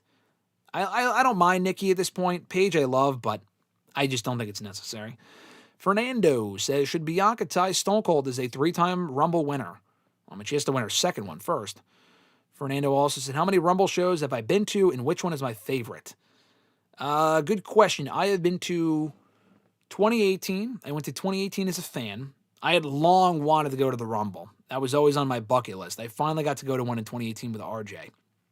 We went in 2018. I went again in 2023, 5 years later, 2024, and 2025. So 23 through 25, I went with media. This year, I'm obviously not going. It's in fucking Saudi. I hope to go again next year. So I have been to 4 Rumbles. My favorite Rumble show I've been to, honestly, it might be the 2018 one. That was an incredible experience with Mr. Marceau. We drove to Philly on Friday. We went to Takeover Philly on Saturday. Actually, no, I take that back. We drove to Philly on Saturday. We actually drove to Philly that day and then went to Takeover that night. And we only stayed for one night in the hotel. And then we checked out on Sunday, hung out near the Rumble on Sunday, went to the Rumble that night, and drove home that night like fucking madmen. A lot of driving, but it was a great trip. I remember that trip very fondly. So probably 2018. The other 3 times, I went by myself last year. Alexis went with me in 2023, 2024. 2024 was great. last year's Rumble show might have been the best overall show, but 2024, we spent the week in Disney, and then we took an Uber from Tampa to Orlando, or rather from Orlando to Tampa for the Rumble. We were so fucking tired. We were exhausted, but it was still a great experience. And yeah, my favorite Rumble experience was probably 2018, but the other three were also a lot of fun as well. The 2023 one was in Texas. That was a great weekend. The Tampa one was great. And last year I was in Indianapolis for the first time. That was also a good weekend. Fernando said, who should eliminate the most talent this year? Probably Braun Breaker or more likely Obafemi. If he is in the Rumble, and I think he should be. What non-Rumble match had the best build? Ooh, that's a good question. I can't really answer that because I don't know which ones really stand out. I know Rock and Punk had a great build in 2013. A lot of great promos with those two. I might go with Punk and Rock in 2013. Sounds like punk rock music. Punk and Rock had a great build in 2013 for their WWE title match, to the point where I convinced my parents to buy that show. And I did not buy pay-per-views very often. I only bought 4 pay-per-views. Royal Rumble 2010, Royal Rumble 2013, Night of Champions 2010, and Money in the Bank 2013. Those are the only pay-per-views I ever bought before the network came around. But yeah, other best builds. Trying to think of what else. Definitely that one. I'm sure there's other ones I'm not thinking of. 05, 06, 07. 2017, Cena and AJ for their WWE title match had a great build. I enjoyed the build of their SummerSlam match more, but the Rumble build was very good overall, so I'd put that up there as well. Not 2018, nothing from 2019. 2020, no. 2021, I thought the build of Becky and Asuka at the Rumble in 2020 was well done. 2021, no. 2022, no. Brock and Bobby had a good build. The match was just kind of there. I enjoyed it for what it was. But the build was fun, though, because that was the first time Brock and Bobby were working together, so I guess that would be up there as an honorable mention. Roman and Kevin Owens a few years ago I thought was well done. That was the Rumble in 2023.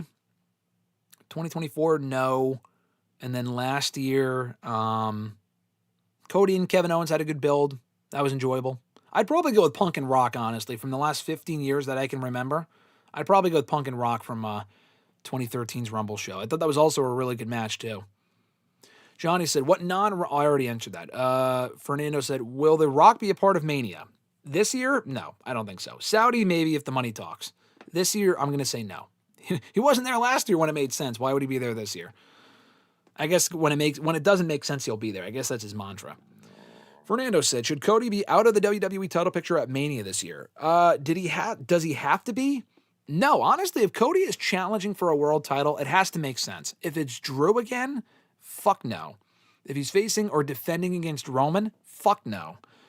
If he's challenging Punk, let's say, I don't know how that would happen, but let's say he challenges Punk for the World Heavyweight title, I would be out. I would be fine with that. For the WWE title at this point, unless Cody gets the belt back and defends against Fatu, I'm not saying Cody has to be completely out of the title picture, but he can't face Roman and he shouldn't face Drew. Even in a triple threat, that doesn't really interest me. I think you should be done with Drew. And the Roman thing, there's no reason for them to go back to that anytime soon. Roman's not even done with the Vision. Why would he go to fucking Cody Rhodes for no real reason? I guess if Cody's champion, sure, but it's too soon for that. Fernando said, did I enjoy Genesis? I thought it was a good show. I thought, honestly, the undercard was actually a lot better than I thought it would be. The main event was fun. Yeah, so I enjoyed Genesis. A lot better than I enjoyed that TNA AMC premiere. That show was terrible. What letter grade do I give Athena's 3-year title reign? I would probably go B, just because she's had a great run. It does not need to last this long, but also she's on fucking Ring of Honor. I mean, she doesn't really defend it all that regularly anymore. She's on a brand that barely anyone watches. Can it really, I guess by Ring of Honor standards, it would be an A, because she has had a lot of defenses, but she hasn't really defended it all that much in the last year. She's got the Roman run going on right now, but the difference is Roman Reigns was the world champion in WWE with a lot of exposure and a much better storyline. Athena's really had no interesting storylines, and her matches are great, but it's on a brand no one really seems to give a shit about. So I'd probably go B+. I can't go A, just because it's not like this amazing legendary run that Athena, I guess she'll be remembered for sure, Will it really elevate her? I mean, it should have elevated her to AEW television fucking 2 years ago, but we're well past that point now. What is my favorite Rumble World title match and your least favorite? Favorite might be Cena and Styles from 2017. Match is incredible. Least favorite, I mean, Triple H and Steiner had a terrible match at the O2 Rumble. That match sucked. I think Angle and Benoit had an amazing WWE title match in 03, I want to say. That was a great match. There's other ones I don't remember that were just fucking terrible. Like least favorite that I can remember. Orton and Sheamus in 2010 was like okay. 2011 Orton and Miz was good. I really liked Edge and Ziggler from 2011. I thought they had a great World Heavyweight title match. 2013 Del Rio and Big Show had a pretty good World Heavyweight title match. Rockin' Punk was pretty good as well in the main event that night. Their chamber match might have even been better. Their match at the chamber, not inside the chamber. Cena and Orton, I just didn't give a shit about in 2014. I really just don't care about that match at all. The crowd also didn't give a shit either. You could tell based on their reactions. Actually, you know what? Favorite title match? Cena, Rollins, Lesnar. Rumble 2015. An otherwise dire show that was just absolute garbage. That match was the only thing that made that show worthwhile. The only thing from that show worth watching again was that match. So my favorite is Lesnar, Cena, and Rollins. Least favorite? Like I said, I'm not really sure. Maybe Triple H and Steiner, but I'd have to really go back and think about what other matches have happened at the Rumble that I can recall. I know they did Brock and Hardcore Holly, and that was like a 5-minute match. I think of the Rumble in 04, I want to say. Like, that was kind of a waste of time. I know from a storyline standpoint, it made sense because Holly had his neck broken by Brock by accident like a year earlier. But that wasn't really... That match was kind of stupid. Yeah, I'm just trying to think back to recent years. Like in 2020, Drew and Goldberg, I didn't really care about, but it was exactly what it needed to be. It was a quick sprint. Drew won clean. No one's going to go back and rewatch it, but it was pretty much what it needed to be.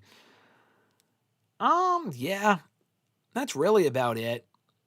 The Fiend and Bray, or The Fiend and Bryan in 2020, I thought was good. One of my least favorites, and I hate to say this because I just praised their other match from TLC 2018, Bryan and AJ Styles from the Rumble in 2019 was boring as fuck. I hated that match. That was so boring, and it was so unnecessary because Bryan just retained anyway. He already retained against AJ at TLC. Why were they having another match?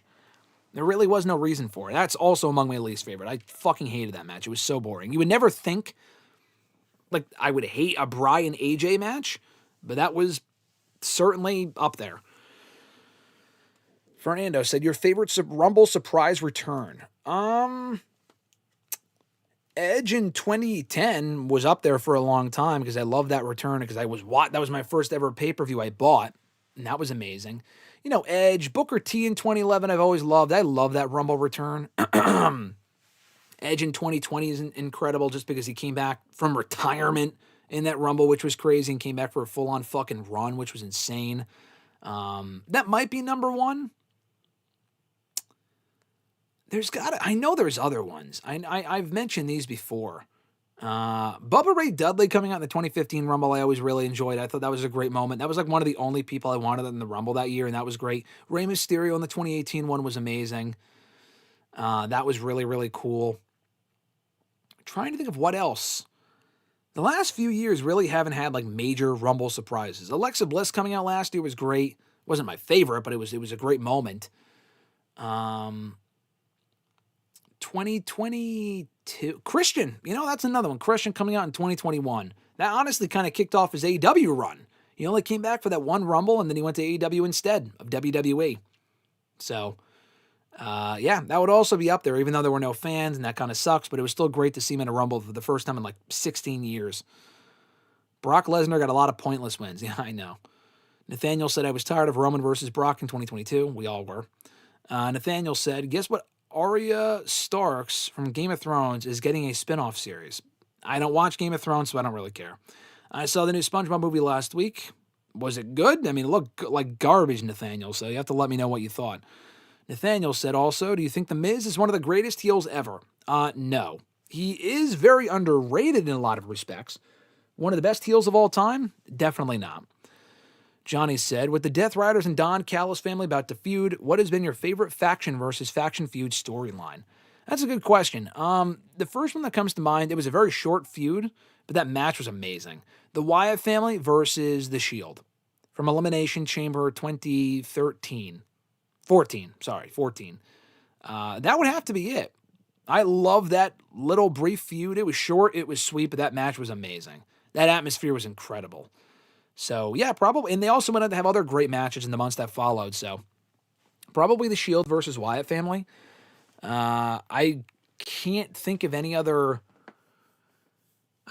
examples off the top of my head that I can think of. Definitely that. Honestly, probably that one, even though it was brief. When do you think FTR should defend the titles?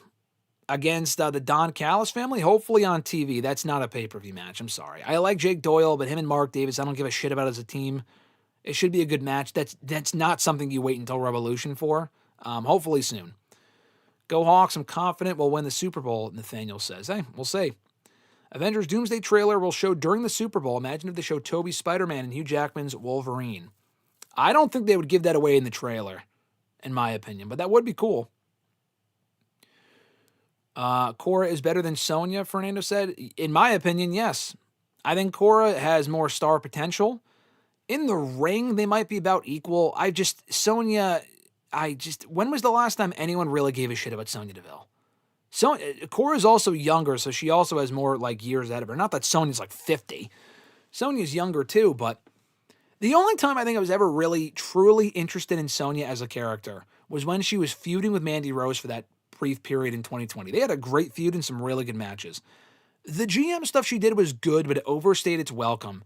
When she came back in the ring, I just could not give two fucks about her.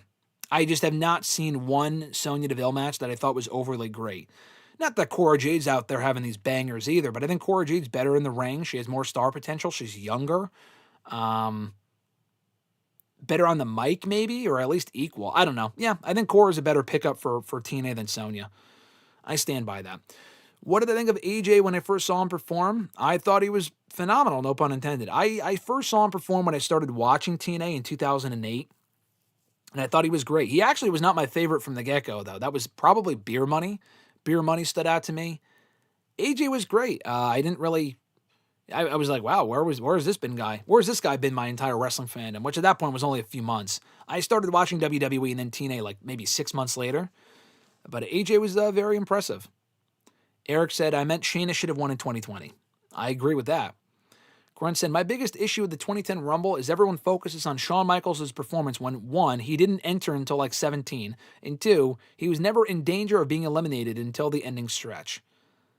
Okay, but again, that spot where he eliminated Triple H was great. And the match before that is also quite good, has a few good moments in it. Good surprise with Beth. The Punk thing I thought was really funny. Triple H, kind of dominated that stretch. Him and Shawn going at it was cool. Got the legacy in there. I still don't think it's overrated. He also said, plus his elimination and the commentary team's reaction to it took away from Edge's big return, in my opinion. Stryker saying, Edge is back, guys. Yeah, but Shawn Michaels is an honest-to-God quote. I don't think so. I know what you're saying. I don't think that took away from Edge's return. I don't think people at the time were thinking, man, Edge's return was great, but that Shawn Michaels thing really took away. I don't remember anyone ever saying that a single fucking time in the last 16 years. I think that's just nitpicking. I didn't think for a second while watching that, oh man, Edge's return got overshadowed by the Shawn Michaels story. It didn't. I mean, Edge was not expected to be back at that point. He came back a lot earlier than people thought. People thought he'd be back a lot later than that. There were no reports either that he would be back in time for the Rumble, so no, I completely disagree. Johnny said, what is your favorite AJ Styles New Japan match? Probably him and Nakamura. I didn't see many of them, but him and Nakamura from Wrestle Kingdom 10, or whatever that was, for the IC Championship is a great match. Fernando said, is the Dom. I don't know what you were trying to say, because I don't know what that means. Your question got cut off. Grunt said, hasn't been confirmed that talent no longer get paid, or hasn't it been confirmed that talent no longer get paid extra for working the Saudi shows? I have not read that. Maybe that's true. I have no idea. Fernando said, I thought Bianca was a 2-time Rumble winner for some reason. Yeah, no, she's not. She only won it once. Yokozuna versus Taker Rumbles match had a great build. Did it? I know the match itself was terrible, so I don't remember if it had a great build. I mean, that's before my time. Johnny said, is Kurt Angle and Shawn Michaels the best story/feud to come out of a Rumble match? Oh, that's a good question. It's up there. I think you would also have to include Shawn and Taker. Shawn and Taker, before their Mania 25 match, I think that talk kind of started of them facing each other at Mania because of them being the last two in the Rumble in 07 and then starting off the Rumble in 08. So I think that story, you could argue, also started in the Rumble as well.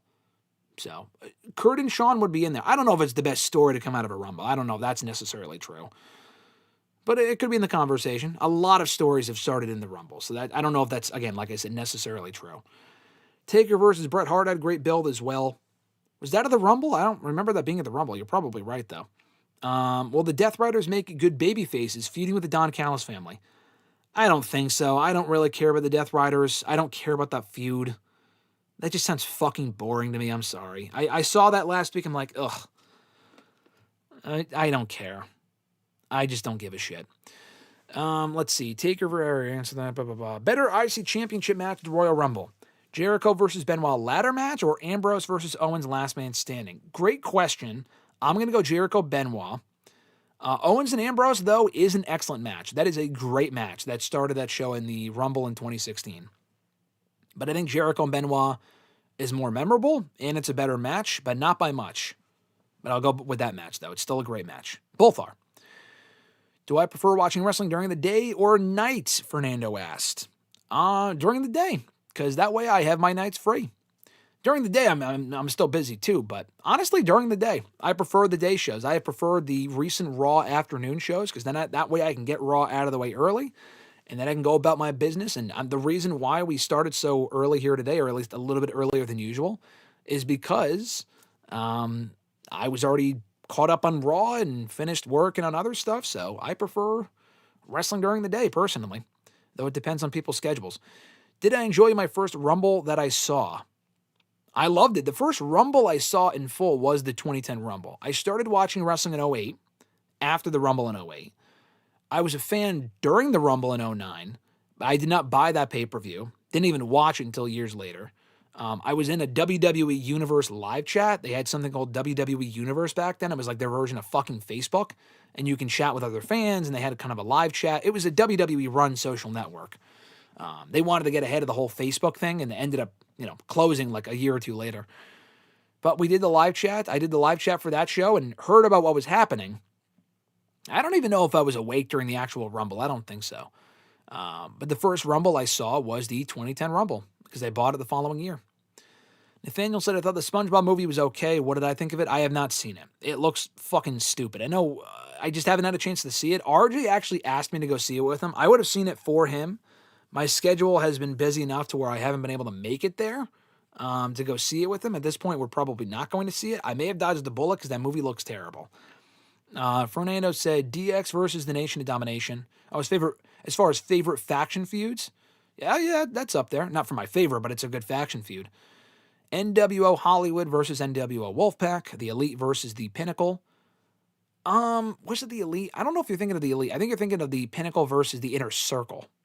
That might have been one of AEW's better faction feuds. KOS, Chaos. Is that what you mean? KAOS? Chaos isn't spelled like that, but if that's what you mean, versus Bullet Club in New Japan, he mentions as well. Richie, what's going on, brother? He said, howdy, y'all. Let's be honest, the most pointless Rumble win of all time belongs to Del Rio. I answered this before, Richie, but I disagree. I know we don't like Del Rio, but Del Rio was a significant enough star to where it made sense for him to win the Rumble that year. There really weren't any other great options. Punk winning would have been great. Punk was not in. The Miz was the WWE champion at that point. He was not facing The Miz at WrestleMania, okay? They could have done a triple threat with Cena, I guess, but that wasn't going to happen. And they were already setting up Orton, and they literally set up Punk and Orton on that show. So that wasn't going to happen. The only other person who could have won the Rumble in 2011 was John Cena, which would have been fucking stupid.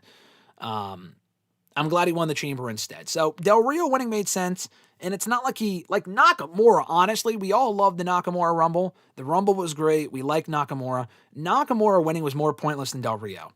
That might be a hot take, but Nakamura never went on to win a single world championship in that company. He had the equivalent of a Lex Luger type of win, where, I ranked all the Rumble winners the other day, I think.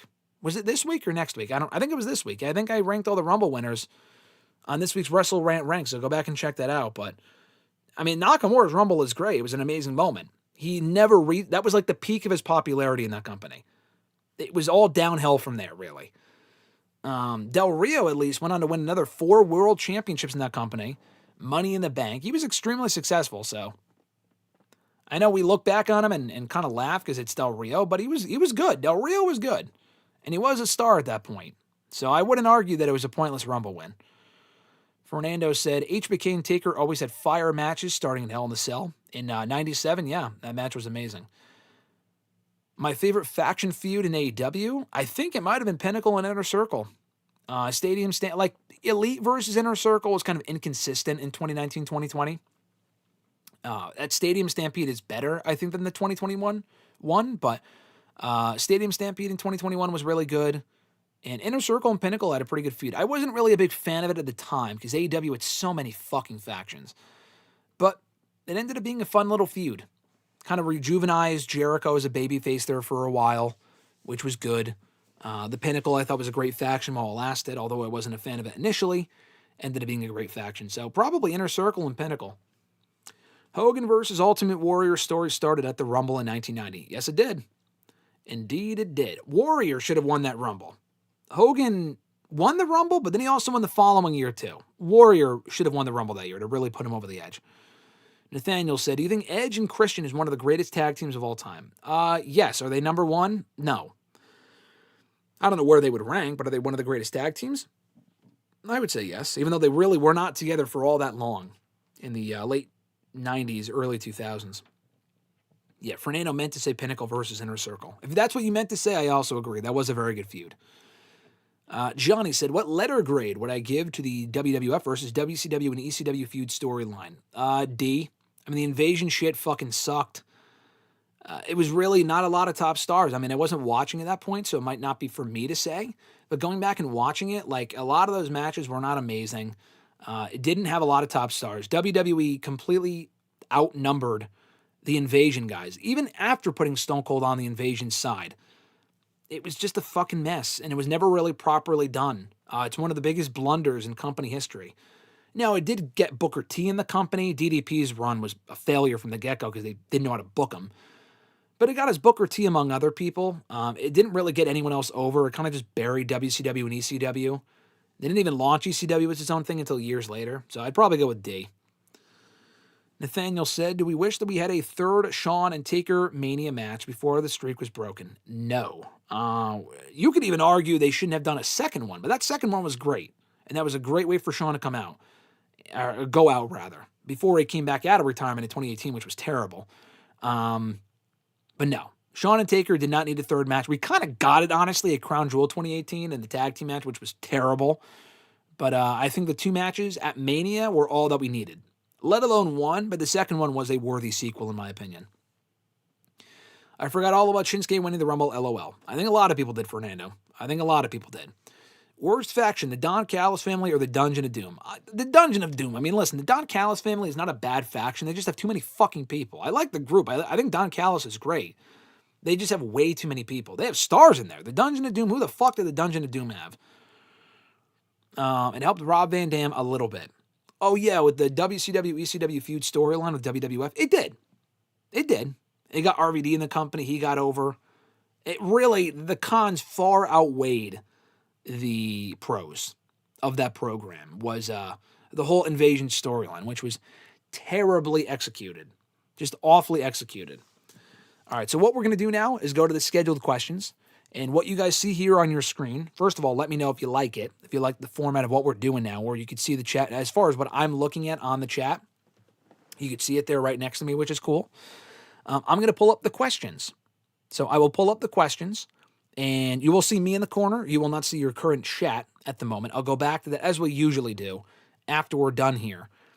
And if you have any comments or questions about these scheduled questions, send them on in while I'm speaking, while I'm answering them. But what I'm going to do is pull up these scheduled questions, and you'll see what I'm answering.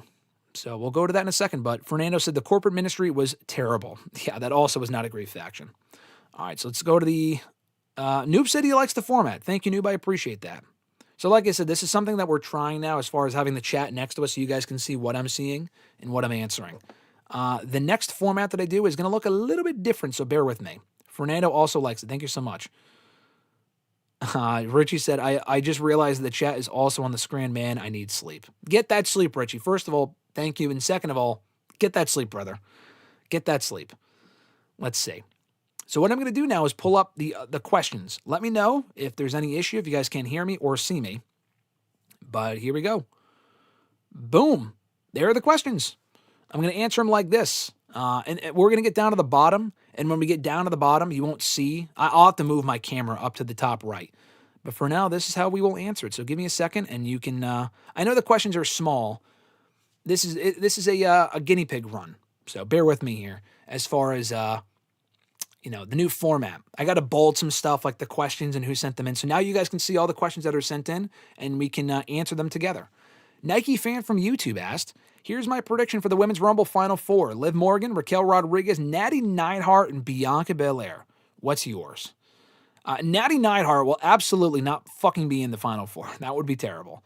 I like Natty as a heel. That she should not be in the Final Four of the Rumble. Liv, yes. Bianca, yes. I'll say, I don't know if Bianca's coming back. I will go out on a limb and say that she is. So let's say Bianca, Liv, Rhea, Raquel. I think that makes sense. Anyone from SmackDown? I mean, Bianca is on SmackDown, so I guess that kind of fulfills that component. Yeah, I'll say I actually kind of agree with that. Bianca, Liv, Raquel, since she's feuding with Stephanie anyway, and she's in the Rumble, and you could see, oh, maybe she'll win the Rumble. She's not. Maybe they'll do that. Maybe they'll tease that possibility rather. Liv, Raquel, Bianca, and Rhea. I could see them being the Final Four. Nike's second question. I just watched the Miz and CVV interview, Chris Van Vliet. What are your top 10 Miz matches and who should retire the Miz in his final match? Well, I'll answer that second question first. It's probably someone who's not even on the roster yet. I don't think the Miz will be done anytime soon. It would probably be like someone on the come-up, like a Joe Hendry or a Javon, both of whom have already fucking beaten him in recent months anyway, actually. It's probably someone like that. Beating The Miz in his final match really won't mean much because The Miz loses so much as it is. So that's not really... That won't be like the main event of Mania. So it'll probably just end up being some new guy. It's not like Miz has had this all-time career rival that should retire The Miz. It's not like it's Ziggler or fucking, any one of those people. Someone like newer. So it'll probably be someone newer, not someone that he's faced a million times over the course of his career. Because by that point, whoever he's been feuding with over the course of his career is probably going to be done anyway. Next question. Where do you think AEW would be right now, given they had no departures from AEW to WWE, but just WWE departures to AEW? So what I think he's asking is, what if no one left AEW to WWE and only people from WWE left AEW?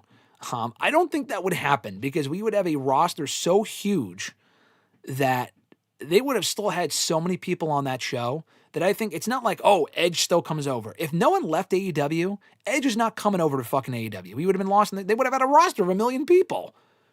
AEW would be in a terrible spot. If they just amassed so much talent, a lot of these people would not even be on the show. So Cody, like if you're saying, what if Cody Rhodes never left? That would have been interesting. But if Cody Rhodes doesn't leave, I don't know if certain people would leave WWE to go there because they're like, there's more opportunities for me here in WWE than there would be in AEW. So I don't think that would end well. AEW would probably be in a much worse spot, quite honestly. If they still had Cody Rhodes there doing his shit, especially not vying for the world title, that would have been awful. Jordan B. from YouTube said, do you see a TNA talent winning a single NXT title this year? I'll say yes. I feel like there's been so many TNA championships on NXT talent. Now, I'm not saying it will be the world title, but I could see someone winning the North American Championship or the fucking Speed title or something dumb like that, or the Women's North American Championship. It's bound to happen at some point, so I'll say yes, even if it's something minuscule. Let's see. Jordan's second question. What is your favorite Rey Mysterio mask or attire? Mine's are his red mask from his SmackDown debut, his Spider-Man villain Mysterio attire at WrestleMania 35, his red and white mask from when he defended the WWE Championship against John Cena on Raw in 2011, his attire against Dolph Ziggler at SummerSlam 09, his black and green mask where he faced Edge on the June 5th 09 edition of SmackDown, his all-green attire on the Monday Night Raw after WrestleMania 25, his yellow and blue attire from when he fought CM Punk at Over the Limit 2010, and his attire when he fought Cody Rhodes at Extreme Rules 2011. That's a lot of fucking examples. He must be a big Rey Mysterio fan. For me, as you can see there, I wrote it there next to his question. Those are my answers. His Mania 25 gear, which I'm surprised you did not mention, but that was when he went as the Joker. And Jim Ross made that silly comment that he later apologized for, saying that unlike Heath Ledger, Rey Mysterio's career is alive and well. Very dumb thing for him to say, but at least he apologized. I think like that night or the next day or something. And then I put Mania 27 on there as well. That was when he came out with his Captain America gear, because the movie was coming out that year. So either of those. I think Mania 25 with him as the Joker was probably my favorite Mysterio gear, because that was the Heath Ledger Joker too, right after Dark Knight. No L from Facebook said, what would be your top 5 pointless Royal Rumble winners in the last 10 years? Well, we've been talking a lot about it. You see my answers there, but Triple H in 2016 was pointless. I know he won the title that night. Triple H should not have won the championship that night. That was dumb. I know they were setting up Triple H and Roman for Mania. Still fucking awful. A great Rumble ending on a flat note. It was like his big return. He was gone for a month. Triple H was gone for a month, so that sucked. Randy Orton in 2017, I honestly thought was kind of pointless because him winning the WWE title at Mania was also pointless. Held the belt for like a month. It wasn't a terrible moment when he won in 2017, but I just thought there were other people that should have won instead, that it would have made more sense. That was not Randy Orton, but I don't know. I would not have gone with Randy Orton personally. Nakamura. I hate to say it, but I said it before. Nakamura winning was kind of pointless in retrospect. They gave him that big push, and it went nowhere. He was never at the main event scene level again, at least consistently after 2018. An amazing Rumble, an amazing winner, but it set up the match with AJ, and then it was all downhill from there. Really downhill after he won the Rumble. So I said it before, and I hate to say it again, but Nakamura was a pretty pointless Rumble winner. It's not like he solidified him as a main eventer or as a world champion. He was none of those after this. Edge, I would go with, but in 2011, or 2021 rather. 2010 was a great Rumble win for him. That was a great Rumble. I mentioned that before. 2021 should have gone to Daniel Bryan. Daniel Bryan should have won that year. And then lastly, Brock Lesnar. I mean, that's the most pointless of them all. Brock winning in 2022 was terrible. Brock's cowboy shtick was great, but him losing the WWE title that night to then win it back, like win the Rumble, and then also win the WWE title in the Chamber the following month, all of that was just terrible. The build to Roman and Brock at Mania was largely not good. And the whole Brock booking shit was just awful. So, yeah, those to me are the 5 most pointless Rumble winners. And I said at the start of the show that I would struggle to kind of come up with answers to that. But really, I can come up with even more than that. Like Charlotte last year, you could argue was pointless, or the first time was pointless. Maybe one of the two, maybe not both. Of all time, I would say maybe Big John Studd. I mean, people don't really remember Big John Studd at all. Hacksaw Jim Duggan stayed around for a long time. That was his claim to fame. I would not call that pointless. But Big John Studd, I would say, was pointless. McMahon was pointless because he didn't even challenge for the belt at Mania. He lost the title shot to Stone Cold the following month. People forget about McMahon a lot, but McMahon was fucking pointless when he won the Rumble. I would not say Del Rio. Sheamus in 2012, I understood that. I didn't like it at the time, but I get it in retrospect. That's really about it. Hogan in 91, did he really have to win 2 years in a row? At least with Michaels, they told a good story with him winning 2 years in a row and finishing his story and shit, winning his first championship at Mania in 96. But Hogan winning in 91 was kind of pointless. Noel, second question. Do I see Paige making her return to the Royal Rumble for WWE? I'm going to say yes. Honestly, they have brought back almost every female they possibly could for a women's Rumble, except for 3 people. Eve Torres, who I think if she was going to wrestle in a Rumble, she would have by now. She's been retired for like 13 fucking years. She was actually at John Cena's last match. She was there at Saturday Night's Main Event last month. She just hasn't wrestled since she retired. She barely appears for the company. That would be cool to see her. Probably not happening. Caitlyn hasn't been in a Rumble. I think she's retired, but she was in the Mae Young Classic a couple years ago, so I guess you can count that. There was AJ Lee, but she's already been back. She probably will be in the Rumble this year, but it's not as much of a surprise because she's already returned to the company. And Paige. Paige actually had to retire right before the Rumble in 2018. She was set to compete in that first Women's Rumble, and then she suffered that injury that cost her career. Now, she did come back years later, thankfully, but she has not been back in WWE since then. And I think it would make for a great reaction if she were to come back. In Saudi, I don't know what the reaction would be. Anywhere else, I do think it would be a great pop. In Saudi would probably be a big pop, but I'm not sure.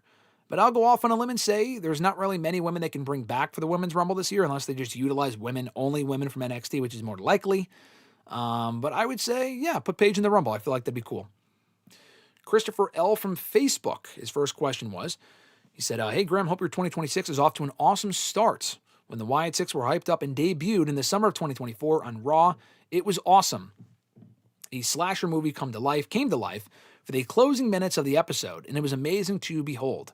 However, the hype eventually dried out after a lackluster feud of the American Alpha that went on for 2 months, but it felt longer.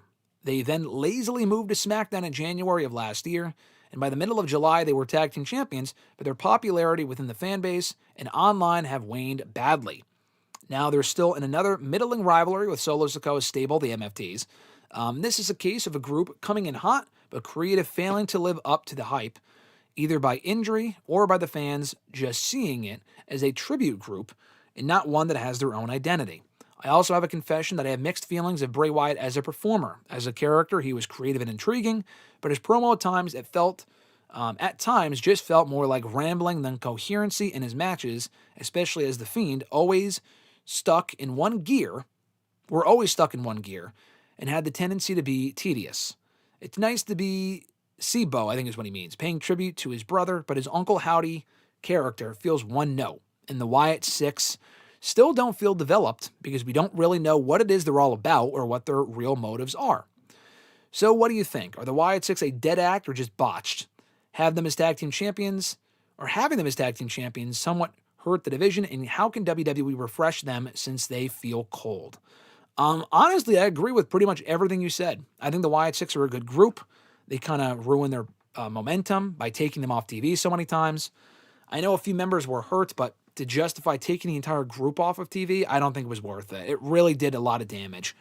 Them as tag team champions has not been interesting at all. I think Loomis and Gacy, it was a nice moment when they won the belts, but it's probably their ceiling. I don't really need to see any of them as like fucking mid-card champion. But, I mean, I don't really know what else you do with them aside from maybe turning them heel. I think they're baby faces because people want to cheer them because they're a Bray Wyatt tribute group, like you said. But I don't know. I don't really know how else you can really heat them up. Establish what it is they're going for could help. I mean, if they still sell a lot of merch, then keep them around and shit. But I don't know, man. It's weird. I just... I don't know. They probably are a dead act. I wouldn't like break them up or anything. I like the group, like I said. They still get great reactions when they come out and do their cool entrance. It's not like they're getting booed. Their matches are okay. They're not bad, but they're not terrible either. They're not like amazing either. So they are a botched group. They had a lot of potential when they first showed up 2 years ago because it was so different than anything else we saw in WWE at that point in 2024. And like you said, that debut was incredible, and they didn't really follow up on it properly. I like the idea of them going after people that like abandon their family. They did that with the American Made, and they also did that they're kind of doing that with Solo now, which is why they're going after Solo. But I don't really feel like they're making that clear. And honestly, the MFTs are such a dead group anyway that I don't really think that's the feud to resurrect the Wyatts. Genuinely. Maybe just having them play mind games like Karrion Kross was doing before he left the company might be more interesting. Because just having them do the same thing and kind of cut the same promos week after week really isn't doing much good. Unless you establish more of a motive for why they're around. When they did the character profiles on each member, I thought that was great. And I thought that was really, really well done. But we really haven't seen any much development on that front since then. That was like a year and a half ago. So I completely agree. I would take the tag titles off of them personally and put them on an actual team that can have some great matches like we had with the Profits and the Guns and DIY and shit. They probably will drop the tag titles to the MFTs, which, okay. But yeah, just establish what it is they're all about. That's probably the best way to refresh them, or maybe try turning them heel at some point. That could also be mildly interesting, possibly. His second question is, what are some of the lamest modern-day wrestling finishes? I picked Cena versus Cody from WrestleMania last year, Cena versus Laurinaitis from Over the Limit 2012, the main event of Survivor Series in 2013, Solo versus Jacob Fatu at SummerSlam last year, and others I can't think of at the moment. What are your picks? All of the ones that you mentioned. Cody and Cena's finish last year was terrible. Cena and Laurinaitis from Over the Limit 2012 when Big Show got involved fucking sucked. Hell in a Cell 2019. I'm surprised you didn't mention that with Bray Wyatt and The Fiend. That was probably not even just lame. That was the worst pay-per-view ending I have seen to a WWE show, maybe ever, but especially in the last 10 years. That killed off a lot of fans. Genuinely. Survivor Series 2013 with Big Show and Orton sucked. A lot of the pay-per-view endings back then sucked. I mean, like, Hell in the Cell 2013 was the same way. Cena and Rock at WrestleMania 29 was lame. Cena just beating Rock straight up and then them, like, basically making out in the middle of the ring as Rock endorsed Cena was fucking lame. A lot of the pay-per-view finishes back in 2013 were lame. Solo and Fatu, you mentioned last year, was lame. I didn't like that either. I mentioned Hell in the Cell 2019. Battleground 2013. I mentioned 2013 being a dumpster fire of a year for WWE, but they did Bryan and Orton, which they already did the month before at Night of Champions. They did it again at Battleground in a rematch for the vacant WWE title. And it ended in a no fucking contest when Big Show got involved. Not even a DQ, a no contest in the main event of your pay-per-view. Awful. Hell in a Cell 2018 as well, when Braun Strowman cashed in Money in the Bank ahead of time on Roman. The match was fine, but then Brock got involved, attacked both men, and the Hell in a Cell match ended in a no fucking contest. Awful. That just sucked. Terrible ending to that show as well. That was back in 2018. What else? Those are like the main ones. I'm trying to think of like other shit from around that time period in like 28, because there was a lot of them. Like where it was just a flat finish. And it was like, really? Like Lesnar and Strowman from No Mercy 2017. The match wasn't that good, and then Strowman lost in like a matter of minutes to Lesnar. That was fucking lame. That sucked. Crown Jewel 2018's ending. The ending to DX versus Brothers of Destruction was awful. I can name you quite a bit. I think you hit the main ones, though. Which ring announcer do you think brings more of a big fight feel to a championship match, he asks? Justin Roberts or Alicia Taylor? Good question. I mean, not really. Honestly, it's a good question, but it's an easy answer. Justin Roberts. In my opinion, it's Mark Nash. Mark Nash, I think, is better than both of them. He's the SmackDown ring announcer. I actually don't care about Alicia Taylor as a ring announcer at all. She seems like a nice person. I've said this on record for many, many years now. I think she's just fucking boring, and I don't like her style of announcing. I've always enjoyed Justin Roberts. He goes a little over the top in AEW sometimes.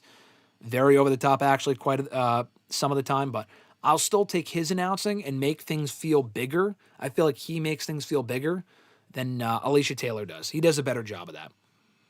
His next question.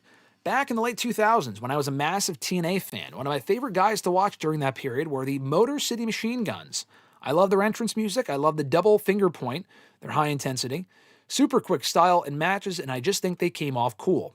Different from guys like Beer Money and Team 3D. When I heard they were going to WWE, I got a little worried.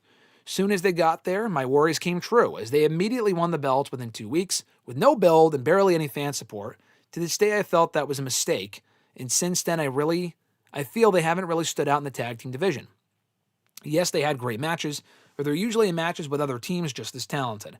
Hell, they didn't even make the Mania card. Was the push out of the gate for the Motor City Machine Guns in WWE too much, too soon? And why do you think they aren't special anymore? I don't think they're not special anymore. I think the Guns are still great. They're also older. I mean, if you're arguing what's the difference between the Machine Guns today and of 15 years ago, it's the fact they're significantly older and aren't doing some of the same shit they were doing back then. But they're still a great team. I didn't have an issue, and I still don't have an issue with them winning the belts the way they did from the get-go. I normally would, but in that case, honestly, it gave them a big moment out of the gate. They can brag about beating the Bloodline right out of the gate. And they won the tag team titles within like a week or two of their debut. Not many people can say that. And they've remained around since then. They've gotten a lot of title shots since then. It's not like they completely disappeared off the show or got fired or something. It was a nice, like, monumental way for them to debut. I wish they were doing more. We haven't seen them on the show in a few months since the MFT fuse ended since the feud with the MFTs ended. But yeah, no, the way they debuted, I didn't have an issue with because I thought that made for a great moment when they won the tag titles. And they weren't at Mania, but neither were a lot of teams, and they were at SummerSlam. So I wouldn't even really bring that up because what the fuck does that even matter? There's a lot of people that were not on that Mania card last year. Jimmy Uso was not on the Mania card. Like, okay, who cares? But they were on SummerSlam and had an amazing match on that show inside TLC. And they had that amazing TLC match on SmackDown after Mania, which you have not brought up either. They could have better stories with them. Like they're having more multi-team matches, but that's because the SmackDown tag team division, at least for a while there, was white hot and had a lot of great teams. So they would rather have them in multi-team matches where everyone gets over as opposed to just one or two teams, which I can get to an extent. And it wasn't an amazing match, but the 2 out of 3 falls match with the DIY at the Rumble last year was really good. And it was cool they got to be in the Rumble, on the Rumble card, which that was fun. So I think they've had a good run. If they went to AEW when they did, I feel like they would have got lost in the shuffle. AEW's tag team division is on the up and up now, which is great. Is on the come up again, which is great. It wasn't back at that time. When they went to WWE instead of AEW, that was their one and only shot to go to WWE. They made the right choice. And I think putting them on the main roster out of the gate was also a right idea because they're not getting any younger. And it would have been one of those big what-ifs questions if they never went to WWE. His next question, thoughts on Kurt Angle's return and run as general manager from 2017 to 2019. I think they made a mistake by making him GM out of the gate. I thought it was a great move at the time, but Kurt has brought this up a lot, and he makes a lot of sense when he says that it really hurt his body to not be wrestling actively until like 2018. He would come out of like retirement to wrestle some matches here and there at Mania, and a Crown Jewel and random Rumbles and shit, but he wasn't wrestling consistently, and it really like caused his body to break down. Had he come in as a wrestler in 2017, I think that would have been the better choice. Because at least that way, like he was still having some great matches in TNA towards the end in 2016. And he was having some great matches on the indies too. So I feel like they should have let him work in WWE in the ring from the get-go as opposed to making him the GM. Or at least have him do the GM stuff and wrestle simultaneously. Didn't really work out that way. But the overall run, I thought was fine. It was great to see Kurt Angle back. People wanted Kurt Angle back for a very long time. He didn't have that like big Rumble return, mind you, unfortunately. But we got some good matches with Kurt during that period. He was in some really random matches, but he also got to interact with some old rivals. He had that really fun match, the mixed tag match at WrestleMania 34. Losing to Baron Corbin, not a great match and also the wrong call. But, he was around. He was on TV a lot during that period, and they got the most out of Kurt Angle from an on-air capacity, not necessarily in the ring. So, I enjoyed his return run. I mean, it could have been a lot better, obviously. He also should have been back in the company years earlier, and not in 2017. He should have come back in fucking 2013, 2014, 2015, when his body was in better shape. But it was still fun for what it was, in my opinion. Better to have happened than not to have happened at all. His last question here, I really enjoy watching Tekla on AEW, especially her backstage segments with Sky Blue and Julia Hart. There's something just magnetic and cool about her that I can't help but like. I love her spider walk that she does, absolutely creepy. I don't know if it's creepy, but, hasn't really been creepy since Bray Wyatt did it like 10 years ago, but I see what you mean. He said, what are your thoughts on Tekla? Do you think that she can really break out to be a top star in AEW? And why do you think Tony Khan understands and gets Tekla, yet Triple H has struggled from the start with Julia? It's not the same thing. Not the same thing. I mean, with Julia, a couple different things here. With Tekla, they have booked her very well. I think Tekla is very good. She's a better talker than Julia. Julia can speak English. They act as if she can't. She can. Julia's English is not as good as Tekla's. And honestly, that's the biggest thing holding Julia back, aside from the booking. Tekla's booking's been good. It's not like she won the belt from the get-go. But WWE, in my opinion, also has a deeper division of women for them to build around. They're going to build around Jade before Julia. Jade's more of a star than Julia. That's just a fact. The booking of Julia has been abysmal. They need to improve upon that. I don't know why they're fucking like... The Kiana James pairing sucks. Tekla with the Triangle of Madness with Sky Blue and Julia Hart. That's a pairing that makes sense. I like that trio. I like that trio a lot. Julia and Kiana doesn't make sense. Tekla's English is better, like I said. There's a couple different factors to consider. It's not like a one-to-one comparison. But Triple H has got to do a better job of starting Julia from scratch and getting her over.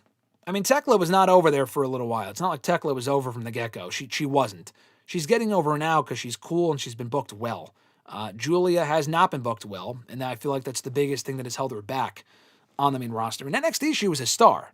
On the main roster, not so much. She was a bigger fish in a smaller pond than NXT. And in AEW, it would be the same thing. She would have been a bigger fish in a smaller pond there. On the main roster, she's in a bigger pond than a smaller fish, but she could still be a star with the right booking.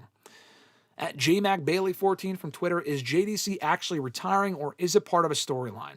It would be a pretty stupid storyline. Does anyone really care about him retiring and then coming back?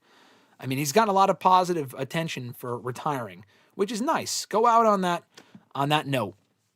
They even said they were introducing the next member of the faction on Thursday's Impact. So why would he be sticking around but introducing a new member of the group? That would just be dumb. If he's like retiring and then like coming back as a different character, that's just LOL TNA. That's just dumb to me. I hope not. He also said, I know a lot of people who still think Jey Uso is the worst Royal Rumble winner, but to me it has to be Vince McMahon's Rumble win in 1999. I feel like they should have let Stone Cold win it for the fourth time. Right now, who do you think is the worst Rumble winner? Well, it's Vince McMahon.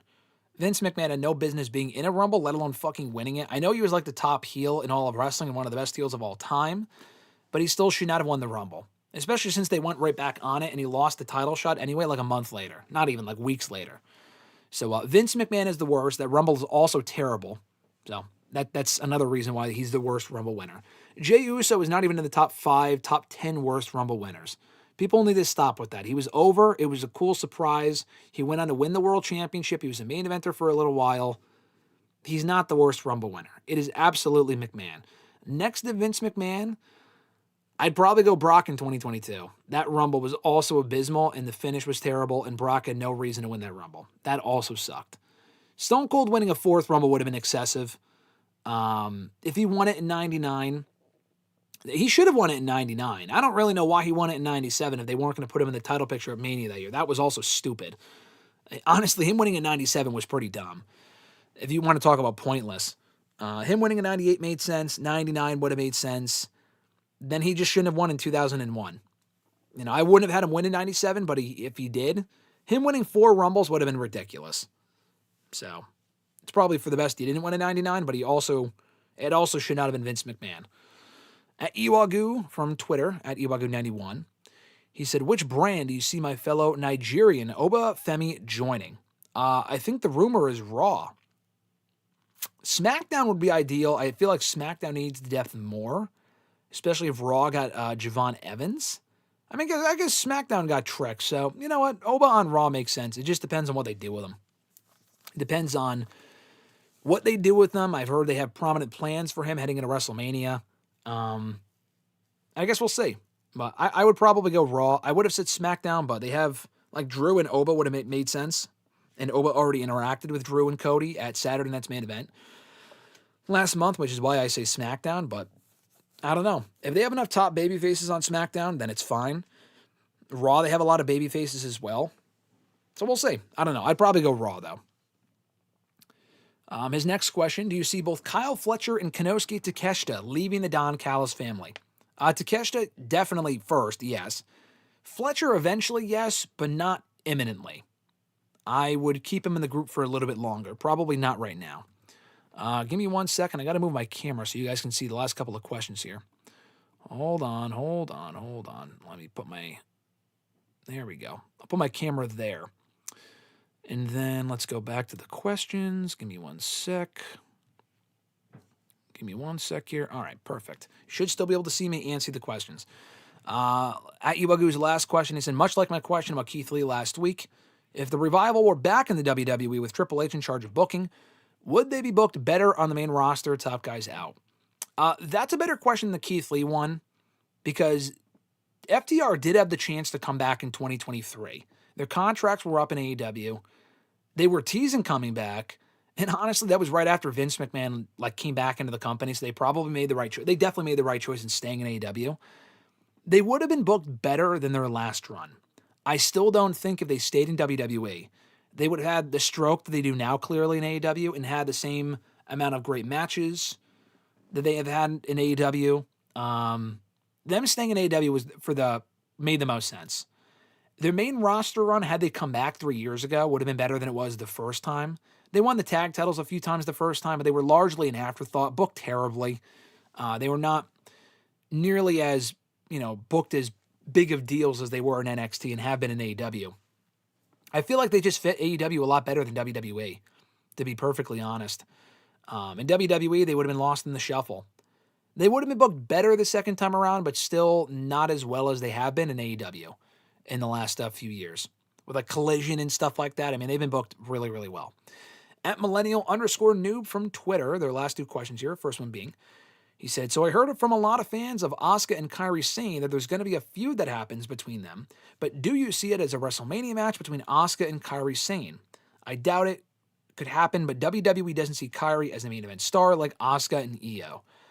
Neither do I. I like Kairi. I don't see her at the same level of star as Asuka or Io. I may have said otherwise like 10 years ago. I think Io just has a natural connection to the crowd. She's been booked like a star. Kairi was never booked like a star. I just also think Io's better than Kairi. I think Kairi's good, but I've seen a lot more botches from Kairi, and I don't know. I think Kairi's very likable. She should be booked better than she is, but she's also been on the show a lot since she returned to the company a few years ago, so she could be in a worse spot. With Io, she's just a bigger star. Asuka and Kairi Sane one-on-one is not a Mania match. At this point, it's not. People don't really care about Asuka and Kairi's a Mania match. Asuka and Io is. That could be a non-title match at Mania. I don't know if it will be, but it should be. But Asuka versus Kairi at Mania? No. On like a Saturday night's main event, maybe? Maybe. I think that's more likely to happen on Raw than it would on a pay-per-view, to be perfectly honest. Especially with the amount of talent WWE has in that women's division now. Kairi could have been a lot bigger 5, 6, 7 years ago.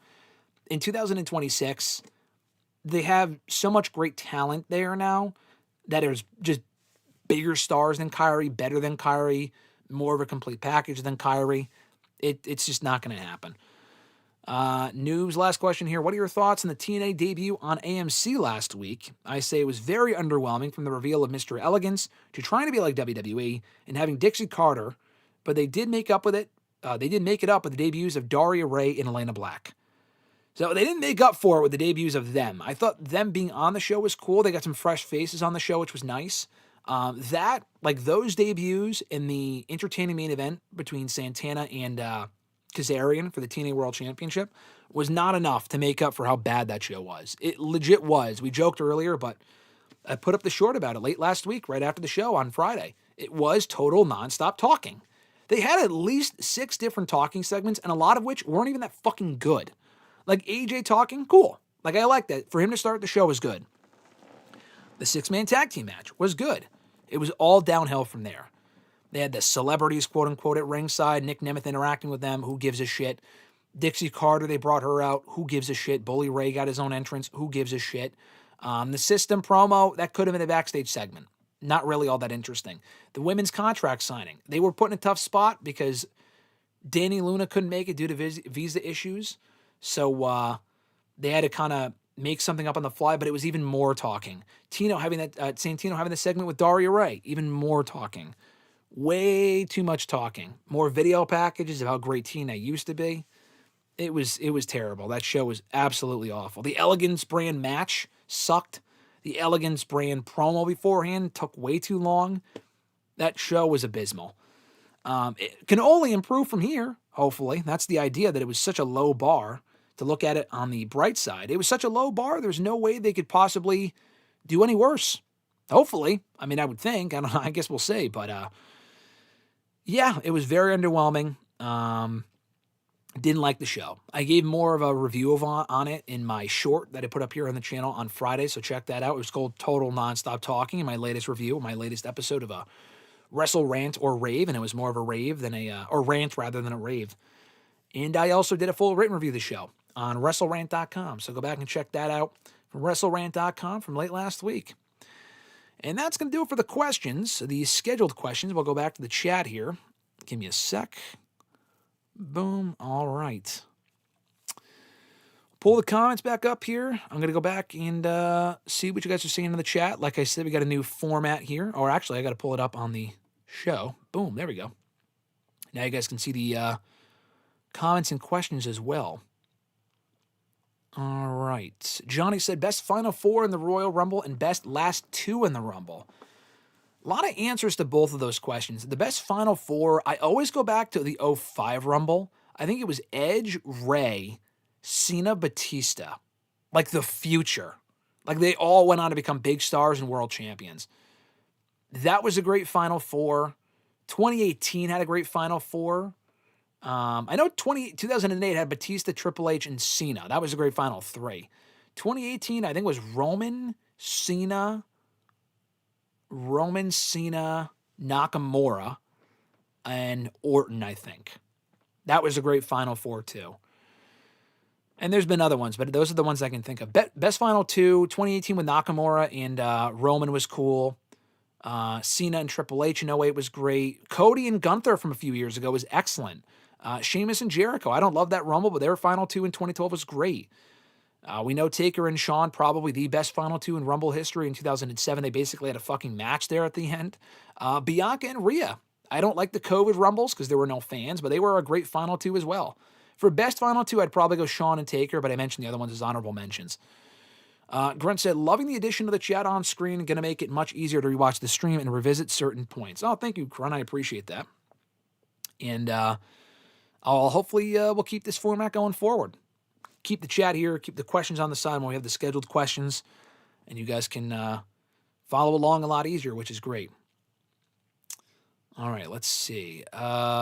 Richie said, I think in terms of Del Rio winning the Rumble, it did him no favor since Edge ended up going over, but no one knew that was going to be his last match at the time. I think Del Rio winning in 2013 might have benefited him more as a babyface at the time, but Del Rio's actions have unfortunately tarnished that win and his legacy regardless. He also likes the new additions to the stream. Thank you, Richie. I appreciate that, brother. For Del Rio, he was not even in the Rumble in 2013 because he was the World Heavyweight Champion by that point. Del Rio's babyface turn was so weird. Like, he honestly was over as a babyface in 2013. When they turned him, the initial turn was fucking abrupt and odd, but he got over very quickly as a babyface. He was not all that interesting as a babyface, but he was over as a babyface there for a while in the first few months of 2013. So he was not going to win the Rumble in 2013. I don't even know what that match at Mania would have been. He already won it in 2011, so he should not have won it in 2013. It made more sense for him to defend the World Championship in 2013. Honestly, in 2013, this is going to sound dumb. I was pitching for Ryback to win the Rumble. He was on fire. He was not undefeated by that point, but he was over. I would have rather seen him in the world title picture at Mania than fucking Jack Swagger or The Rock and Cena. So I know that sounds crazy in retrospect. That would have provided that Ryback went on to become a bigger star than he did. But anyway, I still don't mind Del Rio winning in 2011. I didn't mind it at the time. In retrospect, it made sense. Del Rio, again, like you said, he lost at Mania, but so did so many other people. Nakamura lost at Mania. Cena lost to Mania in 08. Does that make it pointless? Cena literally cashed in his fucking title shot the following month at No Way Out. Does that make it pointless that he won the Rumble? I wouldn't say so. That's one of the greatest Rumble returns of all time. So it's all subjective, I guess. Grunt said, my answer to both for the best Final Four and the best Final Two might be Rated RKO, Shawn Michaels, and Taker from the 07 Rumble. Yeah, I forgot that Rated RKO were the last two in there with Taker and Shawn in 07. I forgot about that. You're probably right. Fernando said, are you and Alexis going to go see the Bone Temple? Interesting that you say that. I have no interest. I had not seen the other ones. Alexis hasn't either, but she literally said last night she wants to go see the new one, or she wants to watch the old one first and then see the new one. I don't really have any interest personally, but she might watch them and feel otherwise. So she actually does want to see it, but she has to watch the other ones first. I don't really have any interest, but I might end up watching them with her because she wants to watch them, so we'll see. Fernando said, have I figured out the clues in the Doomsday teasers yet? I don't think so, unless there's some hidden clues. I've heard some speculation, but nothing that I really haven't seen already, so no. I have not figured out the teasers yet. Johnny said, what did I think of WCW's 3-ring Battle Royal? I haven't really seen enough of it to really comment on it. I wasn't watching WCW at the time. That sounds like a fucking mess, though. I know it exists. I just wasn't watching back then. Fernando said, am I happy that Kathleen Kennedy is finally gone as head of Star Wars Productions? I'm not happy or sad, to be honest with you. I mean, I don't really think she's the devil like some other people do. I understand the argument as to why she could be. I don't really give a shit. I've enjoyed a lot of what Star Wars has put out. I'm more of a casual fan as far as, like, I like the stuff. I'm a hardcore Star Wars fan, but I, like, enjoy a lot of what they've done. I'm not going to sit here and defend, like, 8 and 9. Those movies were very much a mess. But, you know, I still like a lot of the shows they've put out. So if they can just put out quality content, I don't really give a fuck who's in charge. Just give me quality shit. Eric said, also Vince ruined another WCW top star in DDP with a god-awful stalker gimmick. Yeah, that gimmick sucked. It completely ruined DDP, and he was never the same after that. He retired like soon after. Richie said, Punk and Danielson getting overshadowed by Cena and Laurinaitis is shameful to this day. Yeah, Punk and Danielson had one of the best Punk matches in WWE I've ever seen. Danielson, too. And it got overshadowed by Cena and John Laurinaitis headlining that terrible, terrible main event on that terrible show. So, yeah, that still sucks in retrospect. That was not the main event. Punk and Danielson never main evented a pay-per-view.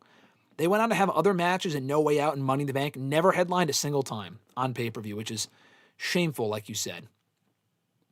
He also said the Punk-Laurinaitis dynamic felt more like a modern-day Vince Austin at the time. I agree.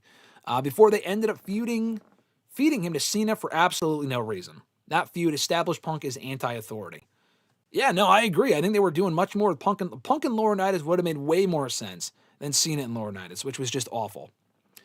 Johnny said, best women's match of the Royal Rumble? What is the best women's match of the Royal Rumble? Flair versus Becky in 2016. Flair versus Bayley in 2017. Definitely not Flair versus Bayley. That match was not that great. Asuka versus Becky in 2019 or 2020. Honestly, of those four, Flair and Becky is good. That is a very good match. Asuka and Becky had better matches. I'd probably go Asuka and Becky in 2019 because it did feel genuinely unpredictable as to whether Becky could win the belt back from Asuka on that show. And then she went on to win the Rumble later on. It's one of the best Rumble openers I can remember. So I'm going to go Asuka and Becky from 2019. Their 2020 match was also excellent. But I will go with the 2019 match. Rose Bell says, Happy Tuesday. Happy Tuesday. Great to see you in the chat, my friend. Lindsay, I believe. I mean, it has the usernames now. It doesn't have the names. I'm pretty sure that's Lindsay. But Lindsay, if you're still here, happy Tuesday. Thanks for joining. Great to see you. Hope you're doing well. Hopefully we see you soon. I think we are for the Royal Rumble, I'm pretty sure. I'm pretty sure that's what Alexis said. Assuming that is Lindsay. If it's not, I rescind that offer. Anyway, Johnny said, Rumble 97 was to build towards the Stone Cold Bret Hart match. Yeah, but you could have done that just with Stone Cold eliminating Bret Hart from the Rumble and not having Stone Cold win the Rumble, only to not get his title shot at WrestleMania. That I thought was just stupid. Fernando said Stone Cold screwing Bret Hart at the Rumble. I mean, he said the same thing, where in winning it the way that he did was pivotal to the story they were having on the road before their classic match at Mania 13. I agree, but you could have accomplished that without having Stone Cold win the Rumble. You could just have him eliminate him from the Rumble or something. I don't know. I just don't really think that. It's weird because Stone Cold wins, but he doesn't get the title shot. That whole thing was stupid. But I understand. The story they told was great and the match was amazing, so it's kind of hard to complain. Nathaniel said, do you hope there will be more SpongeBob movies in theaters? No, they've had too many. One too many. The first one was amazing. All the other ones look like garbage. Noob said, I definitely agree with you that Asuka versus Io is a WrestleMania match for this year, but instead we're going to have another Rhea and Io match. I don't know if that's necessarily true. I feel like we might not get that. I feel like we might not get that at Mania. Rhea and Io. I wouldn't complain if we did. I would prefer Io and Asuka because they still have yet to finish that story. But yeah, I mean, we'll see. Hopefully we get Asuka and Io at Mania. Io and Rhea would be fine, but I agree. Asuka and Io makes more sense. Yeah, okay, so that is Lindsay. I'm just making sure. YouTube shows the usernames now and not the names, so I get confused. But Rose Bell kind of gave it away. She said that's not her name on here, and she also said, see you for the Rumble. It'll be our Super Bowl party. It indeed will be. I'm looking forward to the Super Bowl. I mean, that should be fine. It's always okay. But my real Super Bowl is the Royal Rumble the week before. We're going to have a party. We're looking forward to it. Looking forward to seeing you guys, and yeah. It'll be on a Saturday afternoon, too. That's the best part. I like the Rumble. I don't like it being in the afternoon. I feel like the Rumble feels like a night occasion. But I like the fact that it's in there. The only positive of it being in Saudi this year, in addition to the fact that it can't go, which sucks.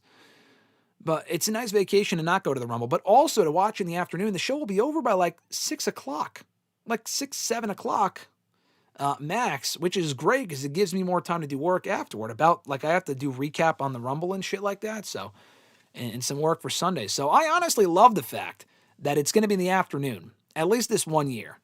I am looking forward to that aspect of it alone.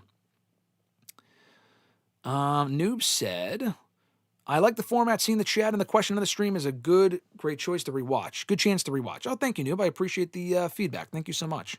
Well, we will keep the format then for future streams, which is great to know. Nathaniel said, would you want Gunther to win the Rumble after losing to AJ? I'm fine with that. I don't know what the Mania match looks like for Gunther. Gunther and Drew with heel versus heel doesn't make sense.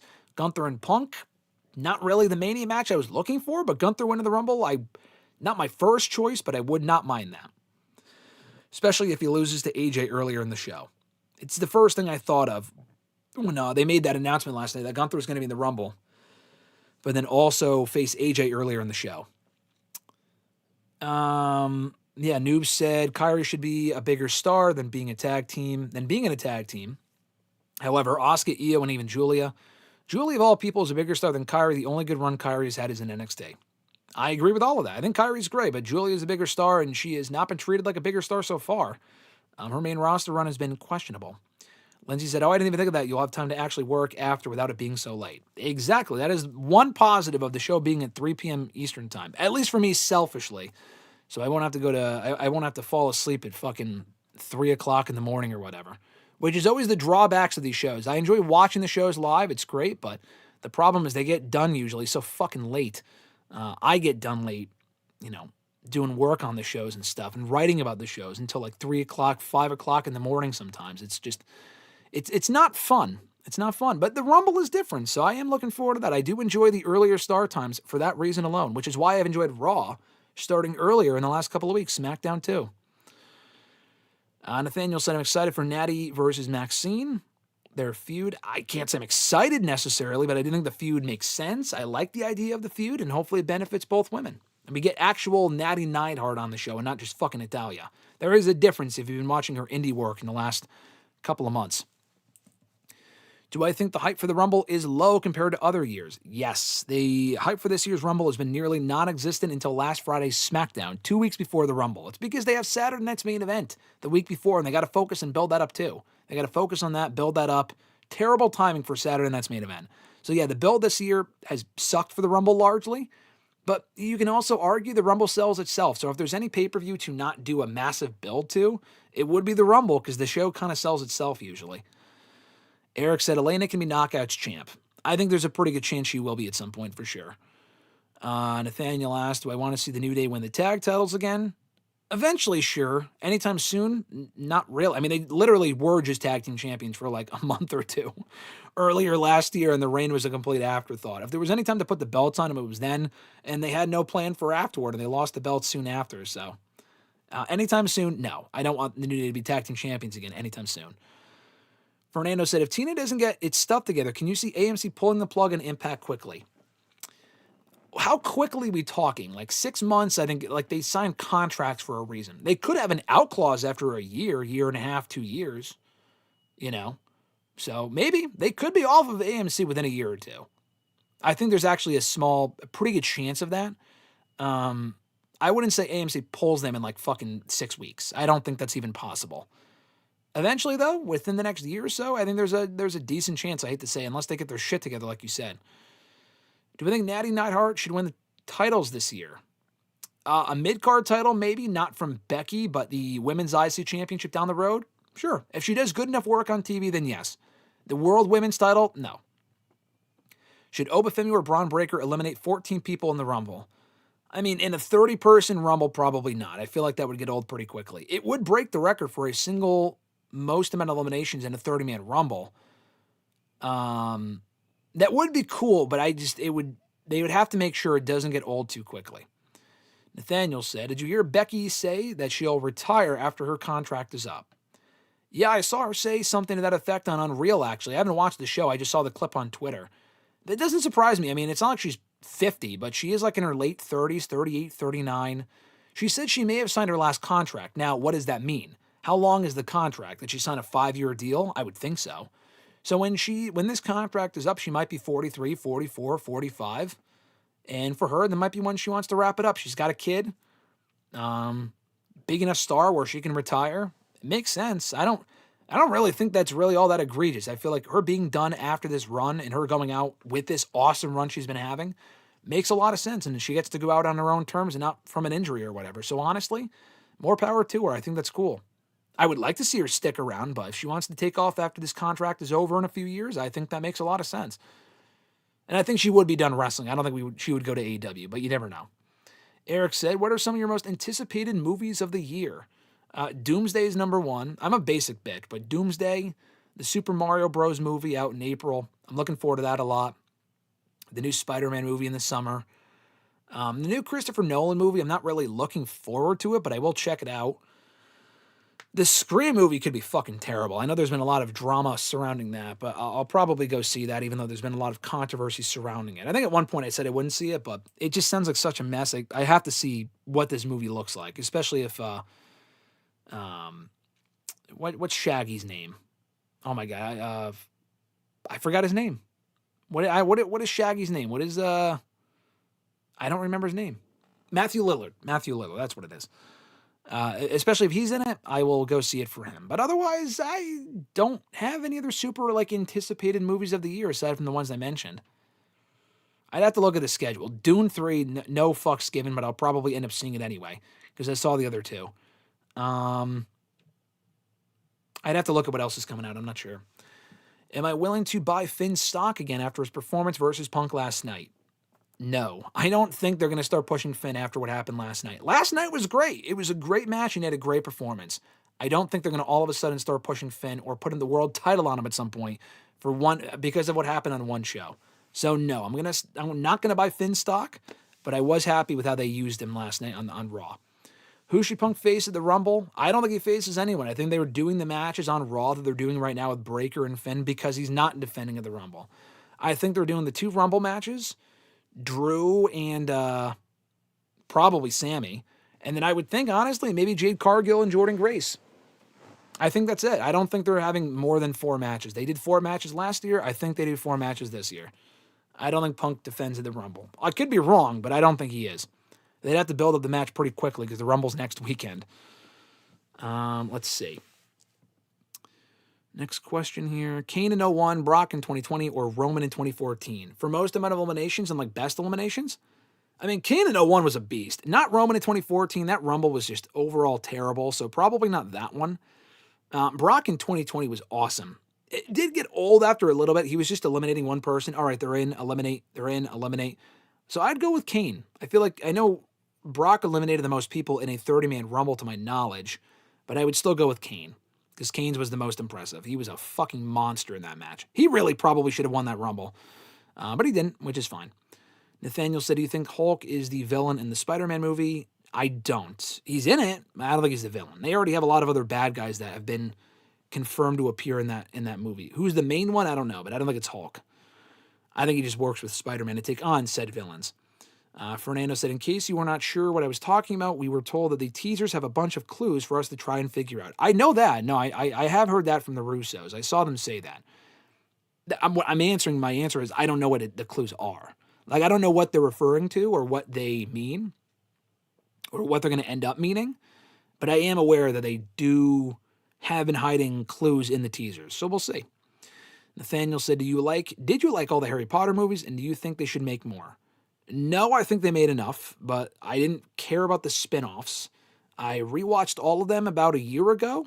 Alexis had never seen them, so we rewatched all of them. She wasn't overall a fan. Some of the movies were really good. Honestly, the movies overall, there are a lot of good Harry Potter movies. I'm not the biggest Harry Potter fan. I'm just more of a Marvel, Star Wars fan personally. But the Harry Potter movies are overall very good, and my favorite one was Goblet of Fire. That might be a hot take. Goblet of Fire, the last one was great, part 2 of Deathly Hallows, and Prisoner of Azkaban were all great. Didn't watch the spinoffs, tried watching one of them, was bored as fuck, didn't finish it. And the new show I'll probably check out, each season being a new school year or a new book or whatever, I'll probably check it out. Oh, AJ and Gunther. I forgot about that at the Rumble. Yeah, all right, so yeah. We're not getting Jaden Jordan. I think it's Gunther, AJ, Drew, Sammy, and the 2 Rumbles, and that's it. Richie said, in retrospect, do we think Batista's Rumble win was a bust? In 2014, yeah. I mean, it was a bust, and not even in retrospect. It was a bust that fucking day. Because Daniel Bryan was the hot hand in 2014. He was who people wanted to finish his story before Cody. People wanted him to finish his story and win the belt back at Mania. And he wasn't even in the fucking Rumble. He was on the show. He lost to Bray Wyatt in the opener. He wasn't even in the Rumble. And Batista won. If Daniel Bryan was not hot at that point, Batista winning, honestly, probably people would not have cared. Like, it would not have been a big deal is my point. It would not have been a big controversy. But because people wanted Bryan to win, and he should have, Batista winning was just terrible. And also the Rumble itself was not great. It was a very boring fucking Rumble. People were just waiting for Bryan to come out, and he wasn't there. He wasn't in the match at all. And in 2015, it was even worse because he was, and he was eliminated like halfway through, which was terrible. What about the pivot? The pivot was great in WrestleMania 30. The pivot was great, as Rock would say. The Rumble itself sucked. Batista winning was terrible, and he already won the Rumble years earlier, so yeah, it was definitely a bust of a Rumble win. What do you think about Shayna eliminating everyone in the 2020 Chamber? I thought that was great. I thought it made Shayna look like a beast. She should have won at the Rumble, but her win in the Chamber in the dominant fashion she did was great. And then what did they have her do? She lost at WrestleMania, and she was never the same. They made Shayna out to be a beast. It didn't help. There were no fans at that point. It was during COVID, so whatever momentum she had went to waste. But then she lost at WrestleMania anyway when Becky wanted to put her over, and Vince said no. Fucking stupid. Johnny said Kane was better when he had a mask and didn't cut promos. I agree. And also when, Kane doesn't wear a mask now, and I feel like he was better when he had a mask. I mean, I feel like on both ends of what we're referring to, it makes sense that Kane has a mask. He doesn't wear a mask now. He's actually anti-mask, but he was indeed better when he had a mask. Nathaniel said, man, I'm excited to see what Tom Holland does in Secret Wars also. Me too, but that's next year. Fernando said, who should face Punk at the Elimination Chamber of Chicago? I think there's a chance Punk might defend the title inside the chamber itself. Maybe lose the belt inside the chamber. I don't think he should be in the chamber and win. We see that way too often, and it's fucking lazy. He may not even wrestle on that show, because I know he kind of has to. It's in Chicago, but I think he'll wrestle on the show, and I feel like he'll probably defend the belt in the chamber and then lose the belt in the chamber. Maybe to Braun Breaker. And then Braun Breaker defends against like fucking Roman Reigns or something. I don't know. I think that's better than Roman and Cody, I'll tell you that. Nathaniel said, did you think Batista should have won the world title after he won the Rumble? In 2014, no. When Bryan was the guy to put the belt on instead, Batista should not have won the belt that year. Absolutely not. I love Batista coming back to the company. Him winning the belt at some point later on during that run would have been fine, but the problem is he left after the Guardians promotion started. He left after the spring. He was gone by June, and he didn't come back until 2019. So if he stuck around, he probably would have won the belt eventually, but he had to leave, so it was a combination of that and them just botching his return from the get-go. People didn't want babyface Batista when he came back. They wanted to heel Batista, and babyface Batista wasn't as interesting, in addition to the fact that Bryan was hot, and they wanted Bryan in that spot. So, no, I don't think he should have won the world title after winning the Rumble in 2014. 2005, yes, but he did anyway, so that was well done. What are some of your most anticipated movies of 2026 other than Doomsday era cast? Oh, I said the Mario movie. I don't know what else is coming out this year off the top of my head. I don't remember. Some of the Pixar movies, probably I'll see those. Definitely the Mario movies, my next big anticipated release. Fernando said, your favorite Rumble stage? I don't have one, I don't think. I just like unique stages. So any Rumble stage that's unique. Actually, you know what? I take that back. I do have a favorite Rumble stage. Rumble 08 at MSG. The entranceway, best Rumble stage they ever had. I know they did that for other Rumbles like 2000 and other Rumbles before that. The 08 one is still the best one, and it's also the best Rumble at MSG. Changed my mind. Nathaniel said, I thought Shayna should have beaten Becky. It was crazy that she didn't. I agree. It was dumb that she didn't. Becky talked about that in her book. Lobbying for Shayna to win. He also said, do you wish we can have Ronda versus Becky one-on-one? At this point, no. They missed their boat on that years ago. The time to do that would have been many, many years ago. They should have done it in 2019. And in 2022, Becky was busy with Bianca. I honestly don't know if Becky really wanted that match. It didn't sound like from Becky's book that she overly liked working with Ronda. It sounded like Ronda was kind of difficult to work with. So she probably was not clamoring for that match at that point, to be perfectly honest with you. Johnny said, do you prefer the old look of the chamber or today's look? I think the current chamber looks cool. The last one looked more devastating, but I get why they changed it for the safety of the performers. So I prefer the old one. The new one is cool, but it's not as dangerous. And I guess that's the point because they want to protect the performers. That's more important than how it looks. But if you're asking how it looks, what I prefer, the old one. Fernando said, wow, Punk losing the world title in Chicago? Yeah, I think there's a good chance. Put more heat on Breaker or whoever. I think there's a very good chance. I don't know if Punk walks into Mania as champion. He might challenge for the belt at Mania. He might have another opponent at Mania. We don't know. The road to WrestleMania right now looks very unpredictable. So as long as it's not Roman and Cody, I keep coming back to that. As long as it's not Roman and Cody. There are other ways they could go that would suck, but Roman and Cody might be the most predictable, least interesting path they could take. That's realistic. And Nathaniel said, do you think Donkey Kong is in the new Mario movie? Yeah, he was in the last one, was he not? Wasn't Donkey Kong in the last one? I think a better question is Yoshi going to be in this one? They put him in the post-credit scene for the last movie. And based on the teasers and the trailer they released for the new movie, he's not in that trailer. It'd be kind of dumb if they did that post-credit scene and they waited on Yoshi for like the third movie. That'd be kind of stupid. So I would think Yoshi's in it. Donkey Kong should be, and I think he will be. They'll probably get Seth Rogen back to do that. And I thought he did well in the role in the last movie, which I loved. All right, guys, that's going to do it for today's edition of #GSM, #AskGSM, episode 634 for January 20th, 2026. I hope you guys enjoy the new format with all the questions on the side here and the chat on the side. Something we're going to be experimenting with going forward. So if you like it, I know a lot of you guys said you did, which is great. Keep giving me feedback as far as what you want to see more of, less of, different. And I thought this was a nice welcome change so we could... you guys could see the chats coming up on the screen here and also the scheduled questions when we get to those, usually at whatever point in these videos each week. So I want to shout out once again to the channel members. Alexis, Miss Maud Matthews, Dillon, DiGiacomo, Mrs. Renee, Daniel Malcolm at OnQuarter on X, DJ Swerve1 at Swerve1 on IG, Mr. Marceau at RG_Marceau on X, John Ritlin, Real Honesty with John Ritlin on YouTube, Richie, saw him in the chat a second ago, Red Planet Wrestling on YouTube, of course, and Average Grunt, who was also here earlier at gruntwrestling.bluesky.social on Blue Sky. More information on that down below in the description box. Be sure to check that out, more information on that. How to get top billing and #AskGSM and WrestleRant Radio. Shout out to the beginning and end of every single live stream that we do here on the channel. Early and ad-free access to certain videos, and so much more. That includes potential early access to my AEW book review. I've already recorded it. It's already uploaded. Haven't made it published it yet, but I might put it up early for channel members and then put it up for everyone else like a couple weeks later because I don't really have a place on the schedule to release it yet. That's because, keep an eye out for this, I am most likely hoping to watch all of Unreal before this weekend and review it in one video coming up this weekend on the channel.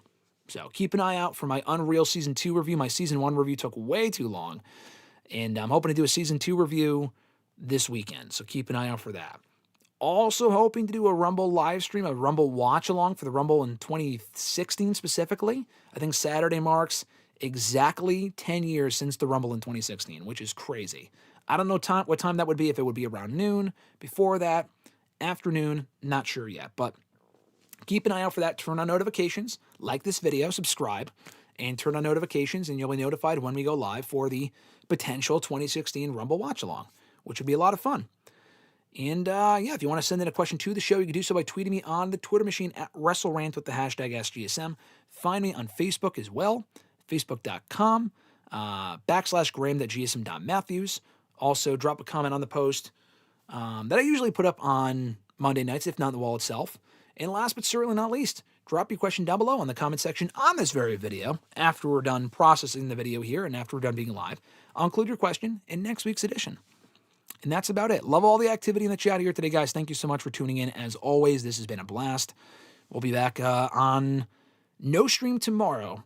Well, a new #GSM for GM will be up tomorrow, but on Thursday will be a new WrestleRant Radio, so keep an eye out for that. Live, myself and Mr. Marceau. Time TBA, TBD. Probably around noon, could be earlier than that, but keep your notifications on for when we go live on that. I'll ask his thoughts, potentially, on the TNA AMC debut, Raw on Monday, the Trey Miguel situation, Saturday Night Main Event predictions for this weekend, and a little bit more. So stay tuned for that on Thursday around noon Eastern Time. Thank you, Nike fan, for saying I like the new setup. I appreciate that. Answered your questions earlier, Nike fan, so go back and rewind for my answers to your questions that you sent in. Thank you for sending those in, and everyone else. Last couple of questions here. Comments. Fernando said, is there going to be a Rumble post-press conference? No, they haven't done them since they stopped doing them around SummerSlam. So, no, I don't think there's a post-show press conference. I would not be there anyway because I'm not going to Saudi. Eric said, is there a way Finn, Dom, and Liv all go face? It's possible. I don't think that happens, though. I was thinking that last night. Like, oh, could all of Judgment Day go babyface? And I'm thinking, like, that would require Raquel to go babyface. Probably not. JD, too. Herrick said, was Swerve not here today? Swerve is the channel member. That he's not usually, he's not here for the live videos. And we're not talking Swerve Strickland. I think you thought that. Someone said that last week. Swerve Strickland, a different Swerve. My buddy Swerve I met at WrestleMania or the Royal Rumble last year. He's a great guy. One of the channel members. He's a good dude. He was not here today, though, in the live chat. Johnny said, you should do a segment, Too Much Talking, when wrestling shows feature talking and talking. Well, I could just rant about it here on the show on hashtag or WrestleRant Radio. I feel like that's just as fitting. And we call it WrestleRant Radio for a reason. We rant on shit that pisses us off and rave about the stuff that we like. Keeping it real here on the streams. Nike said, do we think Omos returns as a surprise entrant in the Rumble? I'm going to say no because he hasn't been for a few years now. I think 2023 was the last time he was in it. Maybe 2024. But he wasn't in it last year, so I'm going to say no. I don't think Omos will be in it this year either. Nathaniel saying, bye, go Hawks. And he also said, also, do you think AJ should tap out Gunther at the Rumble? No, I would not have AJ tap out Gunther at the Rumble. They already kind of teased that in the match on Raw. I would just have him pin him or win some other way. Maybe not like knockout, but DQ or something I feel like would be lame, but it would protect Gunther. I would not have AJ tap out Gunther. If it does happen, whatever, it will not kill Gunther. I probably, ideally, personally, would not do that. But I do think AJ wins. He could very well lose. We talked about that earlier. Very real possibility he loses and retires at the Rumble with his contract expiring a couple of weeks later.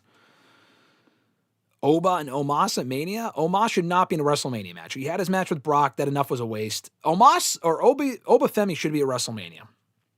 Facing Omos, that's a fucking Raw match. I'm sorry. That is not a Mania match at this point. Can I see Hobbs entering the Rumble? Yes. I think there's honestly a pretty good chance of that. Yeah, I think it's a decent chance. Decent chance. I think he'll probably go to NXT first. I've heard main roster rumors, rumblings, that he could go there first. I don't know. Honestly, I don't really know what they're thinking. It's all a matter of what they have planned for him. But debuting, regardless of where he goes, Raw, SmackDown, NXT, I kid. But having him debut in the Rumble first, hopefully it gets a good reaction in Saudi and they know who the fuck he is. But yes, I could honestly see him appearing in the Rumble. And then Nike said, have a good day. Enjoy your $5 Tuesday, big dog. Thank you, Nike fan. I appreciate that. I am not seeing a movie tonight for $5. There's really nothing out right now I'm particularly interested in seeing for $5. But at some point soon, I probably will. I'll keep you guys posted. I've been watching the Blade movies from like the fucking 90s and early 2000s and reviewing those all in Letterboxd. Cheap plug. Check out my reviews. Anything I watch, any new movies I watch, I review up there. So check that out as well. Anyway, guys, have an awesome one. Thank you so much for all the activity here in the chat here today. Great successful stream. You guys are awesome. Appreciate you guys chatting in. Like the video on your way out. Enjoy the rest of your week. We'll be back for another stream on Thursday for an all-new WrestleRant Radio. Till then, guys, I'm GSM Matthews. Have an awesome one, and I'll catch your ass down the road.